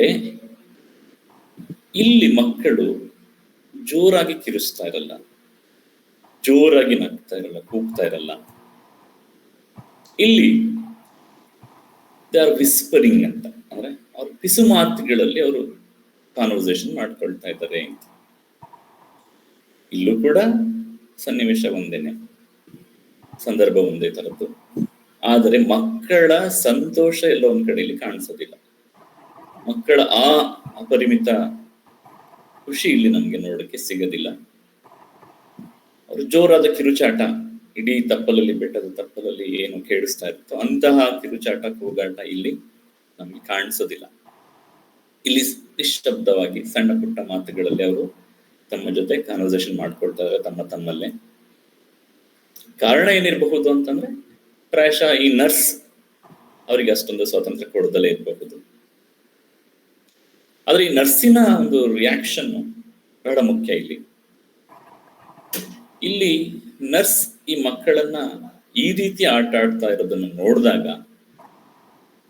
ಶಿ ರಿಕಾಲ್ಸ್ ಹರ್ ಯೂತ್. ಆಕೆಗೆ ತನ್ನ ಯೌವನಾವಸ್ಥೆ ಜ್ಞಾಪಕಕ್ಕೆ ಬರುತ್ತೆ. ಅದೆಲ್ಲೊಂದ್ ಕಡೆ ಇನ್ನು ಫ್ರೆಶ್ ಆಗಿದೆ ತನ್ನ ಮನಸ್ಸಿನಲ್ಲಿ ಅಂತ ಆಕೆ ಅವರು ಜ್ಞಾಪಿಸ್ಕೊಳ್ತಾರೆ. ಆದರೆ ಆ ಮಕ್ಕಳ ಅಂತಹ ಸಂತೋಷವನ್ನು ನೋಡಿದಾಗ her face turns to green and pale. ಆಕೆಯ ಮುಖದ ಭಾವನೆಗಳು ಬದಲಾಗ್ತವೆ. ಮೊದಲ ನರ್ಸು ಬಹಳ ಖುಷಿಯಾಗಿ ಮಕ್ಕಳನ್ನ ಎಲ್ಲಾ ರೀತಿಯ ಸ್ವಾತಂತ್ರ್ಯ ಕೊಟ್ಟು ಆಟ ಆಡೋದಕ್ಕೆ ಬಿಟ್ಟರೆ, ಈ ನರ್ಸು ಅಂತಹ ಖುಷಿಯನ್ನು ಪಡ್ತಾ ಇರೋದಿಲ್ಲ. ಅಂತಹ ಒಂದು ರೀತಿಯಾದಂತಹ ಏನು ಹೇಳ್ಬೋದು, ಮಕ್ಕಳಿಗೆ ತುಂಬಾ ಒಳ್ಳೇದನ್ನು ಮಾಡ್ತಿದ್ದೀನಿ ಅನ್ನುವಂತಹದ್ದಾದಂತಹ ಯಾವುದೇ ಆಲೋಚನೆಗಳು ಆಕೆಯಲ್ಲಿಲ್ಲ. ಹರ್ ಫೇಸ್ ಟರ್ನ್ಸ್ ಗ್ರೀನ್ ಅಂದ್ರೆ ಎಲ್ಲೋ ಒಂದ್ ಕಡೆ ಆಕೆ ಹೊಟ್ಟೆ ಕಿಚ್ಚಿದೆ. ಹಾಗಾಗಿ ಆಕೆಯ ಮುಖ ಕಳೆಗುಂದು ಬಿಡುತ್ತೆ, ಪೇಲ್ ಆಗ್ಬಿಡುತ್ತೆ. ಅಯ್ಯೋ, ನಾನು ಪ್ರಾಯಶಃ ನನ್ನ ದಿನಗಳು ಅಂದ್ರೆ ಮತ್ತೆ ನನ್ಗೆ ಈ ತರದ ದಿನಗಳು ಸಿಗೋದಿಲ್ಲನೋ, ಇಷ್ಟೊಂದು ಸ್ವಾತಂತ್ರ್ಯ ಸಿಗೋದಿಲ್ಲೇನೋ ಅನ್ನುವಂಥ ಭಾವನೆಗಳು ಆಕೆಯಲ್ಲಿ ಬಂದಾಗ ಆಕೆಗೆ ಜಲಸಿ ಅನ್ನುವಂಥದ್ದು ಕಾಡೋದಕ್ಕೆ ಶುರುವಾಗ್ಬಿಡುತ್ತೆ. ಯಾಕಂದ್ರೆ ಗ್ರೀನ್ ಅನ್ನುವಂಥದ್ದನ್ನು ನಾವು ಜಲಸಿಗೆ ಈಕ್ವೇಟ್ ಮಾಡಬಹುದೇನೋ. ಇನ್ನು ಆಕೆಯ ಮುಖದಲ್ಲಿ ಮೊದಲ ನರ್ಸಲ್ಲಿ ಇದ್ದಂತ ಸಂತೋಷ ಏನಿಲ್ಲ, ಅದೆಲ್ಲ ಹೋಗ್ಬಿಟ್ಟಿದೆ. ಆಕೆಯ ಮುಖ ಇಟ್ ಟರ್ನ್ಸ್ ಟು ಪೇಲ್, ತುಂಬಾ ಡಲ್ ಆಗೋಗ್ಬಿಡುತ್ತೆ. ಇನ್ನು ಆಕೆನೂ ಕೂಡ ಏನ್ ಮಾಡ್ತಾರೆ, ಮೊದಲ ನರ್ಸ್ ಕರೆದಾಗೆ ಕರೆದು ಬಿಡ್ತಾರೆ, ಬನ್ನಿ ಮಕ್ಕಳೇ ಬಂದ್ಬಿಡಿ, ಸೂರ್ಯ ಹುಡುಕ್ತಾ ಇದ್ದಾನೆ, ಬಂದ್ಬಿಡಿ, ಮಂಜು ಬೀಳ್ತಾ ಇದೆ, ಹಿಮ ಬೀಳಕ್ ಶುರು ಆಗ್ಬಿಡುತ್ತೆ, ಬಂದ್ಬಿಡಿ ಅಂತ ಕರೀತಾರೆ. ಈ 2 ಲೈನ್ಸ್ ನ ನೋಡಿದಾಗ ಆಕೆ ಕರೆಯೋದ್ರಲ್ಲಿ ತಪ್ಪಿಲ್ಲ ಅನ್ಸ್ಬಿಡುತ್ತೆ. ಆದ್ರೆ ನಂತರದ ಕೊನೆ 2 ಈ ಪದ್ಯ ತುಂಬಾ ಚಿಕ್ಕದು, 2 ಸ್ಟಾನ್ಸ ಇರುವಂತ ಪದ್ಯ ಇದು. ಆ ಕೊನೆ 2 ಲೈನ್ ನಲ್ಲಿ ಏನ್ ಹೇಳ್ತಾರಪ್ಪ ಆಕೆ ಅಂದ್ರೆ, your spring and your days are wasted in play and your winter and night in disguise. ಅಂದ್ರೆ ಎಲ್ಲೋ ಒಂದ್ ಕಡೆ ಆಕೆಗೆ ಈ ಮಕ್ಕಳ ನೈಸರ್ಗಿಕವಾಗಿರುವಂತಹ ಒಂದು ಆಟ ಆಡುವಂತಹ ಒಂದು ಪ್ರಕ್ರಿಯೆ ಆಕೆಗೆ ಸಮಯದ ವೇಸ್ಟ್ ಅನ್ಸ್ಬಿಡುತ್ತೆ. ಅಂದ್ರೆ ಅವ್ರು ತಮ್ಮ ಸಮಯವನ್ನೇ ಈ ತರ ಆಟ ಆಡೋದ್ರಲ್ಲಿ ವೇಸ್ಟ್ ಮಾಡ್ಕೊಳ್ತಾ ಇದ್ದಾರೆ ಅಂತ ಅನ್ಸ್ಬಿಡುತ್ತೆ. ನಾಳೆ ನಿಮ್ಮ ದಿನಗಳೆಲ್ಲ ಒಂದ್ ಕಡೆ ತುಂಬಾ ಚೆನ್ನಾಗಿರಲ್ವೇನೋ ಅನ್ನುವಂತಹ ಭಾವನೆಗಳನ್ನ ಆಕೆ ನನ್ನ ಮಾತುಗಳಲ್ಲಿ ವ್ಯಕ್ತಪಡಿಸ್ತಾರೆ. ಈ ಡಿಫರೆನ್ಸ್ ಅನ್ನ ನಾವು ನೋಡ್ಬೋದು ಸಾಂಗ್ಸ್ ಆಫ್ ಇನ್ನಸೆನ್ಸ್ ಮತ್ತೆ ಸಾಂಗ್ಸ್ ಆಫ್ ಎಕ್ಸ್ಪೀರಿಯನ್ಸ್ ಅಲ್ಲಿ. ಈ ಒಂದು 2 ಒಂದೇ ರೀತಿಯಾದಂತಹ ಟೈಟಲ್ಗಳು ಇಟ್ಕೊಂಡಿರುವಂತ ಪದ್ಯಗಳನ್ನ, ಒಂದು ಇನ್ನಸೆನ್ಸ್ಗೆ ಸ್ಟ್ಯಾಂಡ್ ಆದ್ರೆ ಇನ್ನೊಂದು ಎಕ್ಸ್ಪೀರಿಯನ್ಸ್ಗೆ ಸ್ಟ್ಯಾಂಡ್ ಆಗುತ್ತೆ. ಒಂದು ಸಂಪೂರ್ಣವಾಗಿರುವಂತ ಪ್ರೀತಿ ಅಥವಾ ಫ್ರೀಡಮ್, ಸ್ವತಂತ್ರಕ್ಕೆ ಸ್ಟ್ಯಾಂಡ್ ಆದ್ರೆ ಇನ್ನೊಂದು ಜಲಸಿ ಅಥವಾ ಒಂದು ನ್ಯಾರೋ ಮೈಂಡೆಡ್ನೆಸ್ಗೆ ನಮ್ಗೆ ಸ್ಟ್ಯಾಂಡ್ ಆಗುತ್ತೆ. ಸೊ ಇದು ನಾವು ನೋಡ್ಬೇಕಾಗಿರುವಂತ 2 ರೀತಿಯ ಪದ್ಯಗಳಲ್ಲಿ ನೋಡ್ಬೇಕಾಗಿರುವಂತ ಅಂಶ. ಇನ್ನ ಮತ್ತೊಂದು ಈ ತರಹದ ಪೇರನ್ನ ತಗೊಳ್ಳೋದಾದ್ರೆ, ಪದ್ಯಗಳ ಒಂದು ಜೋಡಿಯನ್ನು ತಗೊಳ್ಳೋದಾದ್ರೆ, ನಾವು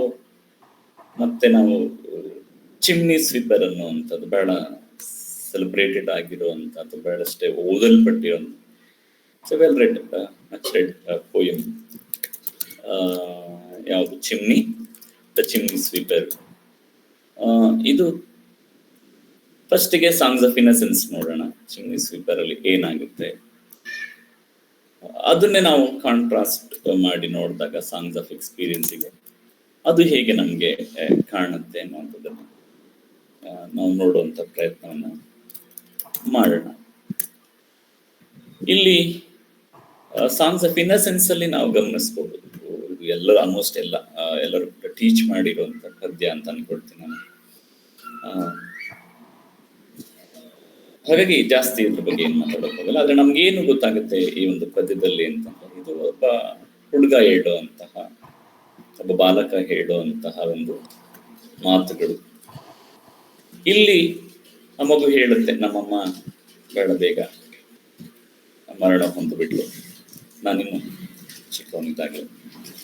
ನಮ್ಮಪ್ಪ ನನ್ನನ್ನ ಯಾರೋ ಒಬ್ಬ ಶ್ರೀಮಂತ ವ್ಯಕ್ತಿಗೆ ಮಾರ್ಬಿಟ್ಟ, ನನಗಿನ್ನೂ ಕೂಡ ಸ್ವೀಪ್ ಅನ್ನುವಂಥ ಪದನೇ ಬರೋದಿಲ್ಲ, ನನ್ನ ಪ್ರೊನೌನ್ಸಿಯೇಷನ್ ಕೂಡ ಇನ್ನೂ ಕೂಡ ಸರಿಯಾಗಿ ಇಲ್ದಲೇ ಇರುವಂತಹ ಒಂದು ಸಂದರ್ಭದಲ್ಲಿ ಆ ಚಿಕ್ಕ ವಯಸ್ಸಲ್ಲೇ ನಾನು ಒಬ್ಬ ಚಿಮ್ನಿ ಸ್ವೀಪರ್ ಆಗಿ ಮಾಡಿಬಿಟ್ಟ, ಅಂದ್ರೆ ಆಗೋದಕ್ಕೆ ಕಾರಣ ಆಗ್ಬಿಟ್ಟ.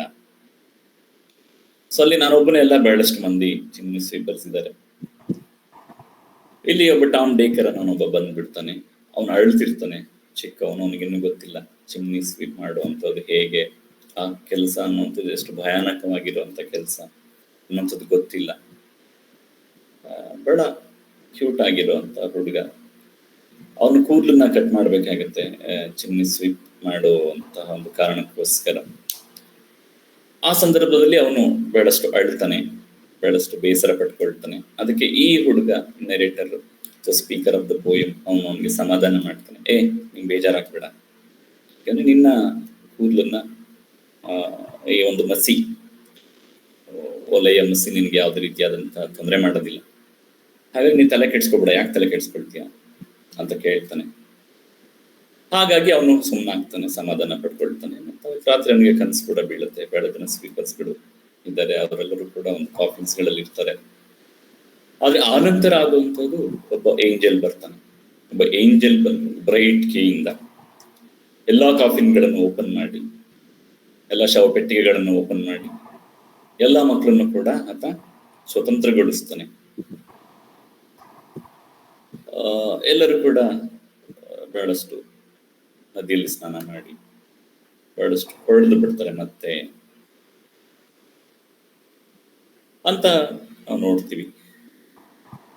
ಆ ನಂತರ ಎಲ್ಲರೂ ಕೂಡ ಗಾಳಿಯಲ್ಲಿ ತೇಲ್ತಾರೆ, ಆಕಾಶದಲ್ಲಿ ತೇಲ್ತಾರೆ, ಆಟ ಆಡ್ತಾರೆ, ಖುಷಿಯಾಗಿರ್ತಾರೆ. ಇನ್ನ ದೇವ್ರು ಬಂದು ಹೇಳುತ್ತೆ, ಏನಂತ ಹೇಳುತ್ತೆ, ನೋಡಪ್ಪ ನೀನು ಒಳ್ಳೆಯವನಾಗಿರ್ಬೇಕು, ರೈಟ್? ನೀನು ಒಳ್ಳೆಯವನಾಗಿದ್ರೆ ನಿನ್ನ ಅಪ್ಪ ದೇವ್ರಾಗ್ತಾನೆ, ಅಪ್ಪನೇ ದೇವರೇ ನಿನಗೆ ಅಪ್ಪ ಆಗ್ಬಿಡ್ತಾನೆ. ನಿನಗೆ ಮತ್ತೆ ಈ ಒಂದು ಜಾಯ್ ಅನ್ನುವಂತಹ ಒಂದು ಸಂತೋಷ ಅನ್ನುವಂಥದ್ರ ಅಗತ್ಯನೇ ಬರಲ್ಲ. ಈ ಲೈನ್ ಬಹಳಷ್ಟು ಚರ್ಚೆಗಳು ಪಡುವಂತಹ ಒಂದು ಲೈನ್ ಅದು. ಸೊ ಹೀಗೆ ಅಂದ್ರೆ ಇಲ್ಲಿ ಆನಂತರ ಟಾಮ್ಗೆ ಎಚ್ಚರ ಆಗುತ್ತೆ, ಮತ್ತೆ ಬೆಳಗ್ಗೆ ಮಾಮೂಲಿ ಕೆಲ್ಸಕ್ಕೆ ಹೋಗ್ಬೇಕಾಗತ್ತೆ. ಆಗ ಎಲ್ಲ ಮಕ್ಕಳು ಕೂಡ ತಮ್ಮ ಬ್ರಷ್ ತಗೊಂಡು ಬ್ಯಾಗ್ ತಗೊಂಡು ಹೊರಡ್ತಾರೆ. ಟಾಮ್ ಹಿಂದಿನ ದಿನ ಅಳ್ತಿದ್ದವನು ಈಗ ಅಳೋದಿಲ್ಲ, ಖುಷಿಯಾಗಿರ್ತಾನೆ, ಯಾಕಂದ್ರೆ ಅವ್ನು ಕನ್ಸು ಬಿದ್ದಿರುತ್ತೆ ಬಹಳ ಚೆನ್ನಾಗಿರುವಂಥದ್ದು. ಸೊ ಈ ತರ ಅಂದ್ರೆ ಈ ಪದ್ಯದಲ್ಲಿ ನಾವು ಮಕ್ಕಳ ಮುಗ್ಧತೆಯನ್ನ ನೋಡ್ತೀವಿ. ಇಲ್ಲಿ ಯಾವುದೇ ಪ್ರಶ್ನೆ ಆಗೋದಿಲ್ಲ. ಅಂದ್ರೆ ಯಾಕೆ ನಾವು ಇಂತಹ ಸನ್ನಿವೇಶದಲ್ಲಿ ಬದುಕಬೇಕು, ಯಾಕೆ ನಾವು ಇಷ್ಟು ಚಿಕ್ಕ ವಯಸ್ಸಿನಲ್ಲೇ ಇಷ್ಟೊಂದು ಭಯಾನಕವಾಗಿರುವಂತ ಕೆಲಸವನ್ನ ಮಾಡಬೇಕು, ಯಾಕೆ ನಾವು ಉಸಿರುಗಟ್ಟಿ ಸಾಯುವಂತ ಪರಿಸ್ಥಿತಿಯಲ್ಲಿ ನಾವಿರ್ಬೇಕು, ಇದು ಯಾವುದನ್ನು ಕೂಡ ಪ್ರಶ್ನೆ ಮಾಡೋದಿಲ್ಲ. ಅಂದ್ರೆ ನೇರವಾಗಿ ಈ ಮಗುವಿನ ಒಂದು ದೃಷ್ಟಿಕೋನದಿಂದ ನೋಡೋದಾದ್ರೆ, ಈ ಮಗು ತನಗೆ ಒದಗಿ ಬಂದಿರುವಂತ ಪರಿಸ್ಥಿತಿಯನ್ನ ತಾನು ಹಾಗೆ ಒಪ್ಕೊಳ್ಳೋಕೆ ರೆಡಿ ಇದೆ. ಅದು ಟಾಮ್ ಡೇಕರ್ ಆಗಿರ್ಬೋದು, ಅಥವಾ ಆ ಒಂದು ಕವನದ ಒಬ್ಬ ಸ್ಪೀಕರ್ ಆಗಿರ್ಬೋದು, ಇನ್ನೊಂದು ಮಗು ಆಗಿರ್ಬೋದು. ಸೊ ಇದನ್ನ ನಾವು songs of songs of innocence ಅಲ್ಲಿ ನಾವು ನೋಡ್ತೀವಿ. ಇನ್ನು ಇದೇ ಪದ್ಯವನ್ನ ನಾವು ಸಾಂಗ್ಸ್ ಆಫ್ ಎಕ್ಸ್ಪೀರಿಯನ್ಸ್ ಅಲ್ಲಿ ನೋಡಿದ್ರೆ ಇಲ್ಲಿ ಅಷ್ಟು ಸರಳವಾಗಿರೋದಿಲ್ಲ. ಇಲ್ಲೂ ಕೂಡ ಒಬ್ಬ ಚಿಮ್ನಿ ಸ್ವೀಪರ್ ಇದ್ದಾನೆ, ಇಲ್ಲೂ ಕೂಡ ಆತನ ಕೆಲಸ ಅದೇನೆ, ಚಿಮ್ನಿಗಳನ್ನ ಕ್ಲೀನ್ ಮಾಡುವಂತಹದ್ದು, ಧೂಳಲ್ಲಿ ಕೆಲಸ ಮಾಡುವಂತಹದ್ದು. ಆದ್ರೆ ಇಲ್ಲಿ ಆತ ತನ್ನ ಕಂಡೀಷನ್ ಅನ್ನ ಒಪ್ಕೊಂಡಿಲ್ಲ, ಇಲ್ಲಿ ಪ್ರಶ್ನೆ ಮಾಡೋದಕ್ಕೆ ಪ್ರಾರಂಭ ಮಾಡ್ತಾನೆ, ರೈಟ್? ಸೊ ಇಲ್ಲಿ ಪದ್ಯದ ಪ್ರಾರಂಭದಲ್ಲಿ ನಾವು ನೋಡ್ತೀವಿ, ಇಲ್ಲಿ ಆ ಒಂದು ಮಗುವಾಗೇ ಇರೋದಿಲ್ಲ. ಎಲ್ಲ ಒಂದ್ ಕಡೆ ಅದು little black thing among the snow ಅಂತ ನಾವು ನೋಡ್ತೀವಿ. ಅಂದ್ರೆ ಅದು ಒಂದು ಮಂಜಿನ ನಡುವೆ, ಹಿಮದ ನಡುವೆ ಇರುವಂತ ಒಂದು ವಸ್ತುವಾಗಿ ಅದು ಕಾಣುತ್ತೆ ನಮ್ಗೆ. ಬಹಳ ಬೇಸರದಿಂದ, ದುಃಖದಿಂದ ಅದು ವೀಪ್ ಅನ್ನುವಂತ ಪದವನ್ನ ಹೇಳ್ತಾ ಇರುತ್ತೆ. ನೋಡಿದವ್ರು ಕೇಳ್ತಾರೆ, ಯಾಕಪ್ಪ, ಎಲ್ಲಿ ನಿಮ್ಮಪ್ಪ ಅಮ್ಮ? ಆಗ ಮಗು ಹೇಳುತ್ತೆ, ಇಲ್ಲ, ಅವರಿಬ್ರು ಕೂಡ ಎಲ್ಲಿಗೆ ಹೋಗಿದ್ದಾರೆ, ಚರ್ಚಿಗೆ ಹೋಗ್ಬಿಟ್ಟಿದ್ದಾರೆ, ಪ್ರೇ ಮಾಡೋಕ್ಕೋಸ್ಕರ ಹೋಗಿದ್ದಾರೆ. ಜೊತೆಗೆ ಅವರು ನನ್ನನ್ನು ನೋಡಿದ್ರು, ನಾನು ಆಟ ಆಡ್ತಾ ಇದ್ದೆ, ನಾನು ಆರಾಮಾಗಿ ಖುಷಿಯಾಗಿದ್ದೆ. ಹಾಗಾಗಿ ನನ್ನನ್ನು ಅವರು ಒಂದು ಸಾವಿನ ಒಂದು ಬಟ್ಟೆಯಲ್ಲಿ ನನ್ನನ್ನ ಮುದುಡು ಬಿಟ್ಟು ನಮ್ಗೆ ಒಂದು ನೋವಿನ ಹಾಡುಗಳನ್ನ ಹಾಡೋದಕ್ಕೆ ಹೇಳ್ಕೊಟ್ಬಿಟ್ಟು ಹೋಗ್ಬಿಟ್ಟಿದ್ದಾರೆ. ನಾನು ಸ್ವಲ್ಪ ಕಾಲ ಮಗು ನ್ಯಾಚುರಲ್ ಆಗಿ ಎಂಥ ಸಂದರ್ಭದಲ್ಲಾದ್ರೂ ಕೂಡ ಬಹಳ ಖುಷಿಯಾಗಿರುತ್ತೆ. ಆ ಖುಷಿಯಾಗಿದ್ದನ್ನೇ ಅವ್ರು ನೋಡ್ಕೊಂಡ್ಬಿಟ್ಟು ತಮ್ಮ ಡ್ಯೂಟಿಯನ್ನ ಮರ್ತ್ಬಿಟ್ಟು ಅವರು ಯಾರನ್ನ ಪ್ರೈಸ್ ಮಾಡಕ್ ಹೋಗಿದ್ದಾರೆ? ದೇವರನ್ನ, ನಂತರ ಆತನ ಪ್ರೀಸ್ಟ್ ಅನ್ನ, ಮತ್ತೆ ರಾಜನನ್ನ, ಕಿಂಗ್ ಅನ್ನ. ಸೊ ಇವ್ರನ್ನ ಪ್ರೈಸ್ ಮಾಡಕ್ ಹೋಗಿದ್ದಾರೆ, ಇವ್ರನ್ನ ಸಂತುಷ್ಟಗೊಳಿಸಕ್ ಹೋಗಿದ್ದಾರೆ. ಆದ್ರೆ ಈ ಮೂರು ಯಾರು? ದೇವರು, ಗಾಡ್, ಪ್ರೀಸ್ಟ್ ಮತ್ತೆ ಕಿಂಗ್. ಈ ಮೂವರು ಕೂಡ ನಮ್ಗೆ ಒಂದು ಹೆವನ್ ಅನ್ನ ಕ್ರಿಯೇಟ್ ಮಾಡ್ತಾರೆ. ಆದ್ರೆ ಎಂತಹ ಹೆವನ್ ಅದು? ಮಿಸರಿಯ ಹೆವನ್, ದುಃಖದ, ನೋವಿನ ಒಂದು ಸ್ವರ್ಗವನ್ನ ಕ್ರಿಯೇಟ್ ಮಾಡೋರು ಇವರು. ಇವ್ರನ್ನ ಪ್ರೈಸ್ ಮಾಡಕ್ ಹೋಗ್ತಾರೆ ನಮ್ಮ ಅಪ್ಪ ಅಮ್ಮ. ತಮ್ಮ ಜವಾಬ್ದಾರಿಯನ್ನ ಮರೆತು, ತಮ್ಮ ಕರ್ತವ್ಯವನ್ನ ಮರೆತು ಹೋಗ್ಬಿಟ್ಟಿದ್ದಾರೆ. ನನ್ನನ್ನ ಯಾವ ಕೆಲ್ಸಕ್ಕೆ ದಬ್ಬಿಯಾರೆ? ಒಬ್ಬ ಚಿಮ್ನಿ ಸ್ವೀಪರ್ ಅಂತಹ ಕೆಟ್ಟ ಕೆಲ್ಸಕ್ಕೆ ದಬ್ಬು ಬಿಟ್ಟು ಅವರು ನಮ್ಮ ಒಂದು ಜೀವನವನ್ನ ನರಕ ಸದೃಶ ಮಾಡಿರುವಂತಹ ವ್ಯಕ್ತಿಗಳನ್ನ ಆರಾಧಿಸೋದಕ್ಕೆ, ಪೂಜಿಸೋದಕ್ಕೆ ಹೊಗಳೋದಕ್ಕೆ ಹೋಗ್ಬಿಟ್ಟಿದ್ದಾರೆ. ಇದು ಕೂಡ ಒಂದು ಮಗು ಹೇಳುವಂಥದ್ದು. ಆದ್ರೆ ಇಲ್ಲಿ ನಾವು ನೋಡೋದು ಏನಪ್ಪಾ ಅಂತಂದ್ರೆ, ಮೊದಲ ಮಗುವಿಗೂ ಎರಡನೇ ಮಗುವಿಗೂ ಡಿಫರೆನ್ಸ್ ಏನಪ್ಪಾ ಅಂದ್ರೆ, ಅಲ್ಲಿ ಮಗು ತನ್ನ ಕಷ್ಟಗಳನ್ನ ಯಾವುದೇ ಪ್ರಶ್ನೆ ಮಾಡದಲೇ ಒಪ್ಕೊಂಡ್ಬಿಡತ್ತೆ. ಆದ್ರೆ ಇಲ್ಲಿಯ ಮಗು ಒಪ್ಕೊಳ್ಳೋದಿಲ್ಲ, ಇಲ್ಲಿ ಪ್ರಶ್ನೆ ಮಾಡುತ್ತೆ, ಇವ್ರು ಯಾಕೆ ಹೋಗ್ಬೇಕು, ನನಗೆ ಕೆಟ್ಟದನ್ನ ಮಾಡಿರೋ ಅಂತ ಒಂದು ಚರ್ಚ್ ತನ್ನ ಡ್ಯೂಟಿಯಲ್ಲಿ ಎಲ್ಲೋ ಫೇಲ್ ಆಗ್ಬಿಟ್ಟಿದೆ. ಯಾಕೆಂದ್ರೆ ನಮಗೆ ಗೊತ್ತಿದೆ ಬ್ಲೇಕ್ ಆರ್ಗನೈಸ್ಡ್ ರಿಲಿಜನ್ ಅನ್ನ ಯಾವತ್ತೂ ಪ್ರಶ್ನೆ ಮಾಡ್ತಾ ಇದ್ರು ಅಂತ. ಸೊ ಹಾಗಾಗಿ ಚರ್ಚಿನ ಕೆಲಸ ಏನು, ಮಕ್ಕಳಿಗೆ ಅಥವಾ ಸಮಾಜಕ್ಕೆ ಸರಿಯಾದ ಮಾರ್ಗವನ್ನು ತೋರಿಸುವಂಥದ್ದು, ಸಮಾಜದಲ್ಲಿ ಬದುಕುವಂತಹ ವ್ಯಕ್ತಿಗಳ ಜೀವನ ಚೆನ್ನಾಗಿರೋ ರೀತಿ ನೋಡ್ಕೊಡುವಂಥದ್ದು. ಆದ್ರೆ ಅದನ್ನ ಮಾಡ್ತಾ ಇಲ್ಲ. ಇಲ್ಲೊಂದ್ ಕಡೆ ಈ ಮೂರು ಇನ್ಕ್ಲೂಡಿಂಗ್ ಪೇರೆಂಟ್ಸ್, ಇವರು ತಮ್ಮ ತಮ್ಮ ಜವಾಬ್ದಾರಿಗಳಲ್ಲಿ ಸೋತಿದ್ದಾರೆ. ಇವ್ರು ಮಾಡಬೇಕಾಗಿದ್ದು ಬೇರೆ, ಆದ್ರೆ ಮಾಡ್ತಿರುವಂತಹದ್ದು ಬೇರೆ ಅನ್ನುವಂತಹ ಪ್ರಶ್ನೆಗಳನ್ನ, ಅನ್ನುವಂತಹ ಕ್ರಿಟಿಸಿಸಮ್ ಅನ್ನ ಈ ಮಗು ಎತ್ತತ್ತೆ. ಹಾಗಾಗಿ ಕೂಡ ಈ ಒಂದು ಪದ್ಯ ಬಹಳಷ್ಟು ಇಂಪಾರ್ಟೆಂಟ್ ಆಗಿರುವಂತಹದ್ದು ಅಂತ.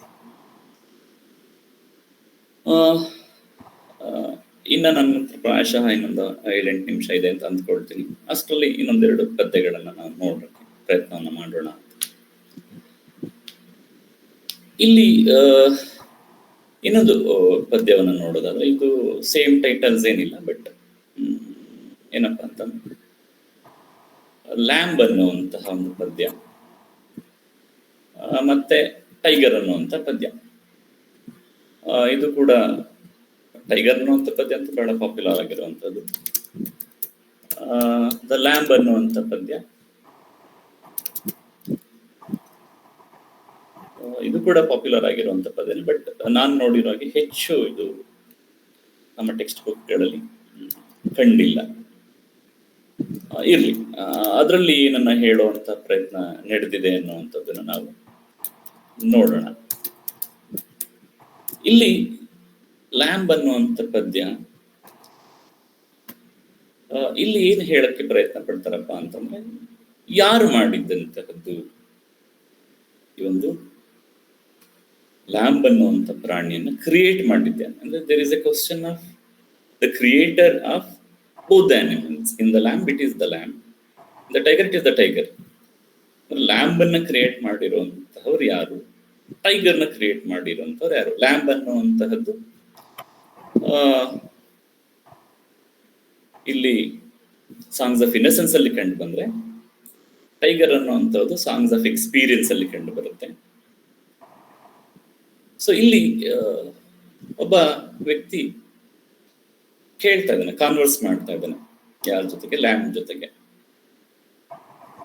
ಸೊ ಇಲ್ಲಿ ಕೇಳ್ತಾನ ಆತ, ಸೊ ಯಾರಪ್ಪ ನಿನ್ನನ್ನ ಕ್ರಿಯೇಟ್ ಮಾಡಿದಂತಹದ್ದು, ನಿನಗ್ ಗೊತ್ತಾ ಯಾರು ನಿನ್ನನ್ನ ಕ್ರಿಯೇಟ್ ಮಾಡಿರುವಂತಹದ್ದು, ಯಾರು ನಿನಗೆ ಜೀವವನ್ನ ಕೊಟ್ಟಿರುವಂತಹದ್ದು, ಯಾರು ನಿನಗೆ ಆಹಾರವನ್ನ ಕೊಟ್ಟಿರುವಂತಹದ್ದು, ಯಾರು ನಿನ್ಗೆ ಓಡಾಡಕ್ಕೆ ಜಾಗ, ಕುಡಿಯೋದಕ್ಕೆ ನೀರು, ನಿನಗೆ ಕ್ಲಾದಿಂಗ್, ಸಾಫ್ಟೆಸ್ಟ್ ಊಲಿ ಬ್ರೈಟ್ ಅಂತ ಅಂದ್ರೆ ನಿನ್ನ ದೇಹದ ಮೇಲೆ ಉಣ್ಣೆ ಅಂತ ಏನಿದೆ ಅದು ಬಹಳ ಅದ್ಭುತವಾಗಿರುವಂತ ಒಂದು ಬಟ್ಟೆ ನಿನಗೆ ದೇವರು ಕೊಟ್ಟಿರುವಂತದ್ದು.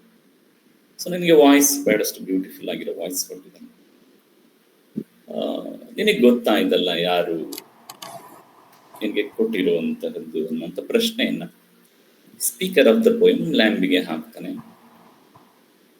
ಆತನೇ ಅದಕ್ಕೆ ಉತ್ತರವನ್ನು ಕೂಡ ಕೊಡ್ತಾನೆ. ನಂತರದ ಭಾಗದಲ್ಲಿ, ಪದ್ಯದ ನಂತರದ ಭಾಗದಲ್ಲಿ ಆತನೇ ಅದಕ್ಕೆ ಉತ್ತರ ಕೊಡ್ತಾನೆ. ನಾನೇ ಹೇಳ್ತೀನಿ.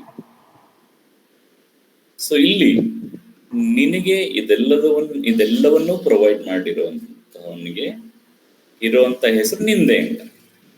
Is called by your name, ದೈ ನೇಮ್. ಯಾಕಂದ್ರೆ ಆತ ತನ್ನನ್ನು ತಾನು ಕರ್ಕೊಳ್ತಾನೆ. ಅಂದ್ರೆ ದೇವ್ರು, ನಿನ್ನನ್ನ ಕ್ರಿಯೇಟ್ ಮಾಡಿರುವಂತ ದೇವ್ರು ಏನಂತ ಕರ್ಕೊಳ್ತಾನಪ್ಪ ತನ್ನನ್ನು ತಾನು ಅಂತಂದ್ರೆ, ಲ್ಯಾಂಬ್ ಅಂತಾನೆ ಕರ್ಕೊಳ್ತಾನೆ. ಯಾಕಂದ್ರೆ ಅಷ್ಟೊಳ್ಳೆಯವನು ದೇವ್ರು, ಅಂತಹ ದೇವ್ರು. ಆತ ತುಂಬಾ ಮೈಲ್ಡ್ ಆಗಿದ್ದಾನೆ, ಆತ ನಿನ್ನ ತರನೇ ಮೈಲ್ಡ್ ಆಗಿದ್ದಾನೆ, ಮೀಕ್ ಆಗಿದ್ದಾನೆ. ಆತ ಒಬ್ಬ ಚಿಕ್ಕ ಮಗುವಿನ ತರವರು ಕೂಡ ಆತ ಆಗಬಹುದು. ಈ ಬಿಕೇಮ್ ಎ ಲಿಟಲ್ ಚೈಲ್ಡ್ ಅಂತ ಹೇಳ್ತಾನೆ. ನಾನೊಬ್ಬ ಮಗುವಾಗಿದ್ದುಕೊಂಡು, ಇದು ಕೂಡ ಒಬ್ಬ ಮಗುವಿನ ಒಂದು ದೃಷ್ಟಿಕೋನದಲ್ಲಿ ಮಾತಾಡಲ್ಪಟ್ಟಿರುವಂತ ಒಂದು ಕವನ ಇದು. ನೀನು ಲ್ಯಾಂಬ್, ನಾನೊಬ್ಬ ಮಗು. ನಮಗೂ ಕೂಡ ಏನು ಹೆಸರಪ್ಪ ಅಂತಂದ್ರೆ ಲ್ಯಾಂಬ್ ಅಂತ. ಅಂದ್ರೆ ದೇವರ ಹೆಸರು ಕೂಡ ಇಲ್ಲಿ ಲ್ಯಾಂಬ್ ಅಂತಾನೆ. ಅಂದ್ರೆ ಇಲ್ಲಿ ಯಾವುದೇ ರೀತಿಯಾದಂತಹ ಒಂದು ಭಯ ಅನ್ನುವಂತಹ ವಾತಾವರಣ, ಟೈಗರ್ ಅಲ್ಲಿ ಕಾಣುವಂತ ಟೆರರ್ ನಮ್ಗೆ ಇಲ್ಲಿ ಕಾಣಿಸಕ್ಕೆ ಸಿಗೋದಿಲ್ಲ. ಇಲ್ಲಿ ದೇವರು ಬಹಳ ಮುಗ್ಧ, ದೇವರು ಬಹಳ ಒಳ್ಳೆಯವನು. ಆತ ಕ್ರಿಯೇಟ್ ಮಾಡಿರುವಂತದ್ದೆಲ್ಲದೂ ಕೂಡ ಬಹಳ ಬ್ಯೂಟಿಫುಲ್ ಆಗಿರುತ್ತೆ, ಬಹಳ ಟೆಂಡರ್ ಆಗಿರುತ್ತೆ, ಬಟ್ ಚೆನ್ನಾಗಿರುತ್ತೆ ಅಂತ ಒಟ್ಟಾರೆಯಾಗಿ. ಇದನ್ನ ಲ್ಯಾಂಬ್ ಅನ್ನುವಂಥ ಪದ್ಯದಲ್ಲಿ ಹೇಳಲಾಗಿದೆ. ಇನ್ನು ದ ಟೈಗರ್ ಪದ್ಯ ನಮ್ಗೆಲ್ಲದೂ ಕೂಡ, ನಮ್ಮೆಲ್ಲರಿಗೂ ಕೂಡ ಗೊತ್ತಿರುವಂತ ಒಂದು ಮಚ್ ಆಂಥಲೈಸ್ಡ್ ಪೋಯಮ್ ಉಂಟು, ದ ಟೈಗರ್ ಅನ್ನುವಂಥ ಪದ್ಯ. ಇಲ್ಲೂ ಕೂಡ ಕ್ರಿಯೇಟರ್ನ ಬಗ್ಗೆ ಒಂದಿಷ್ಟು ಪ್ರಶ್ನೆಗಳನ್ನ ಎತ್ತಲಾಗುತ್ತೆ. ಇಲ್ಲಿ ಯಾವುದೇ ರೀತಿಯಾದಂತ ಮುಗ್ಧವಾಗಿರುವಂತ ಭಾವನೆಗಳನ್ನ ನಾವಿಲ್ಲಿ ನೋಡೋದಿಲ್ಲ.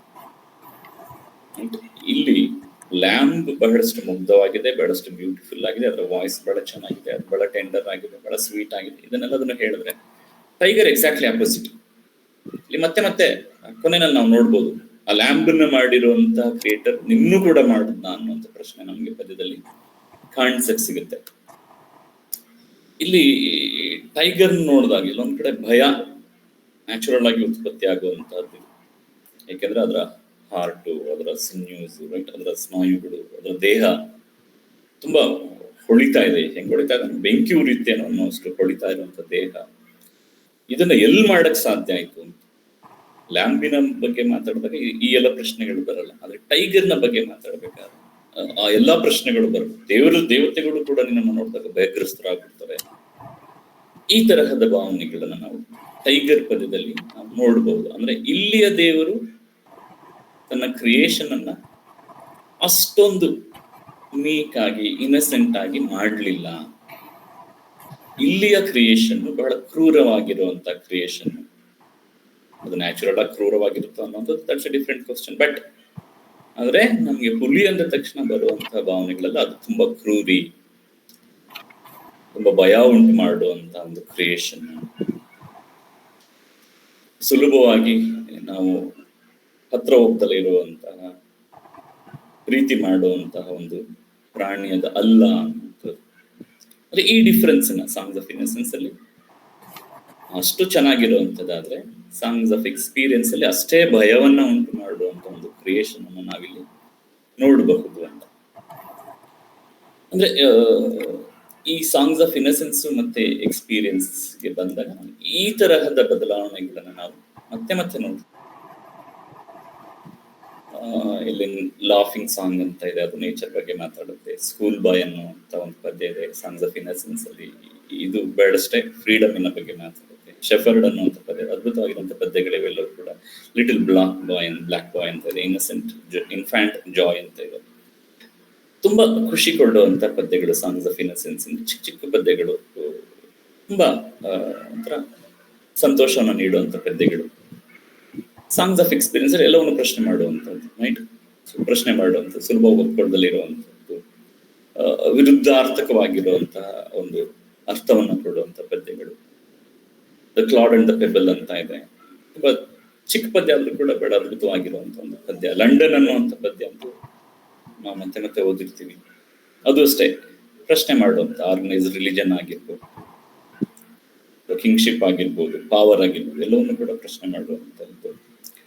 ಸೊ ಈ ತರಹದ ಡಿಫರೆನ್ಸಸ್ ಗಳನ್ನ ನಾವು ಸಾಂಗ್ಸ್ ಆಫ್ ಇನ್ನಸೆನ್ಸ್ ಮತ್ತೆ ಸಾಂಗ್ಸ್ ಆಫ್ ಎಕ್ಸ್ಪೀರಿಯನ್ಸಸ್ ಅಲ್ಲಿ ನಾವು ನೋಡಬಹುದು.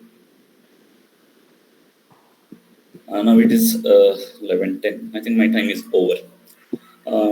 ಇಷ್ಟು ಅಂದ್ರೆ ಹಲವಾರು ಪದ್ಯಗಳಿದ್ರು ಕೂಡ ನಾವು ಎಲ್ಲದನ್ನು ಕೂಡ ನೋಡೋದಕ್ಕೆ ಸಾಧ್ಯ ಆಗೋದಿಲ್ಲ. ಸಮಯದ ಅಭಾವ ಒಂದು ಮತ್ತೆ ಮತ್ತೆ ಮತ್ತೆ ಇದೇ ರಿಪೀಟ್ ಆಗುತ್ತೆ. ಅಂದ್ರೆ ಬೇಸಿಕ್ ಆಗಿ ಏನಪ್ಪಾ ಅಂತಂದ್ರೆ, ಇವುಗಳಿಗೂ ಸಾಂಗ್ಸ್ ಆಫ್ ಇನ್ನಸೆನ್ಸ್ ಮತ್ತೆ ಸಾಂಗ್ಸ್ ಆಫ್ ಎಕ್ಸ್ಪೀರಿಯನ್ಸಸ್ ನಡುವೆ ವಿರುದ್ಧಾರ್ಥಕವಾಗಿರುವಂತ ಭಾವನೆಗಳಿದಾವೆ. ಅದನ್ನು ನಾವು ಗಮನಿಸಬೇಕಾಗಿರುವಂತಹದ್ದು.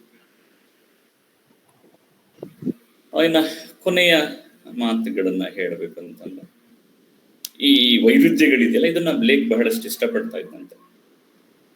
ಆತನ ಭಾಷೆಯಲ್ಲೇ ಹೇಳೋದಾದ್ರೆ ಅವನೊಮ್ಮೆ ಹೇಳಿದಂತೆ, attraction and repulsion, reason and energy, love and hate, they are necessary for human existence ಅಂತ. ಅವು ಬೇಕು ಅನ್ನುವಂತಹ ಮಾತುಗಳನ್ನು ಕೂಡ ಆತ ಆಡಿದ್ದಂತೆ. ಸೊ ಈ ಮಾತುಗಳೊಂದಿಗೆ ನನ್ನ ಒಂದು ಉಪನ್ಯಾಸಕ್ಕೆ ನಾನು ಅಂತಿಮ ವಿರಾಮವನ್ನು ನೀಡಬೇಕು ಅಂತ ಅಂದ್ಕೊಂಡಿದ್ದೀನಿ. ಹೋಪ್ ನನ್ನ ಮಾತುಗಳು ಒಂದಿಷ್ಟಾದ್ರೂ ಕೂಡ ಅರ್ಥವನ್ನ ಉಂಟು ಮಾಡಿದೆ.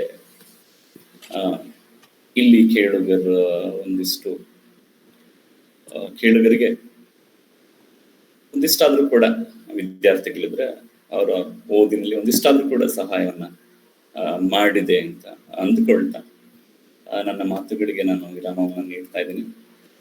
ಈ ಒಂದು ಉಪನ್ಯಾಸ ಕಾರ್ಯಕ್ರಮದಲ್ಲಿ ಹಾಜರಿರುವಂತಹ ಮತ್ತೆ ಇದನ್ನ ಆಯೋಜನೆ ಮಾಡಿರುವಂತಹ ಎಲ್ಲರೂ ಕೂಡ ಮತ್ತೊಮ್ಮೆ ನಾನು ಧನ್ಯವಾದಗಳನ್ನ ಹೇಳ್ತಾ ನನ್ನ ಮಾತುಗಳನ್ನ ಇಲ್ಲಿಗೆ ನಿಲ್ಲಿಸ್ತಾ ಇದ್ದೀನಿ. ಧನ್ಯವಾದಗಳು.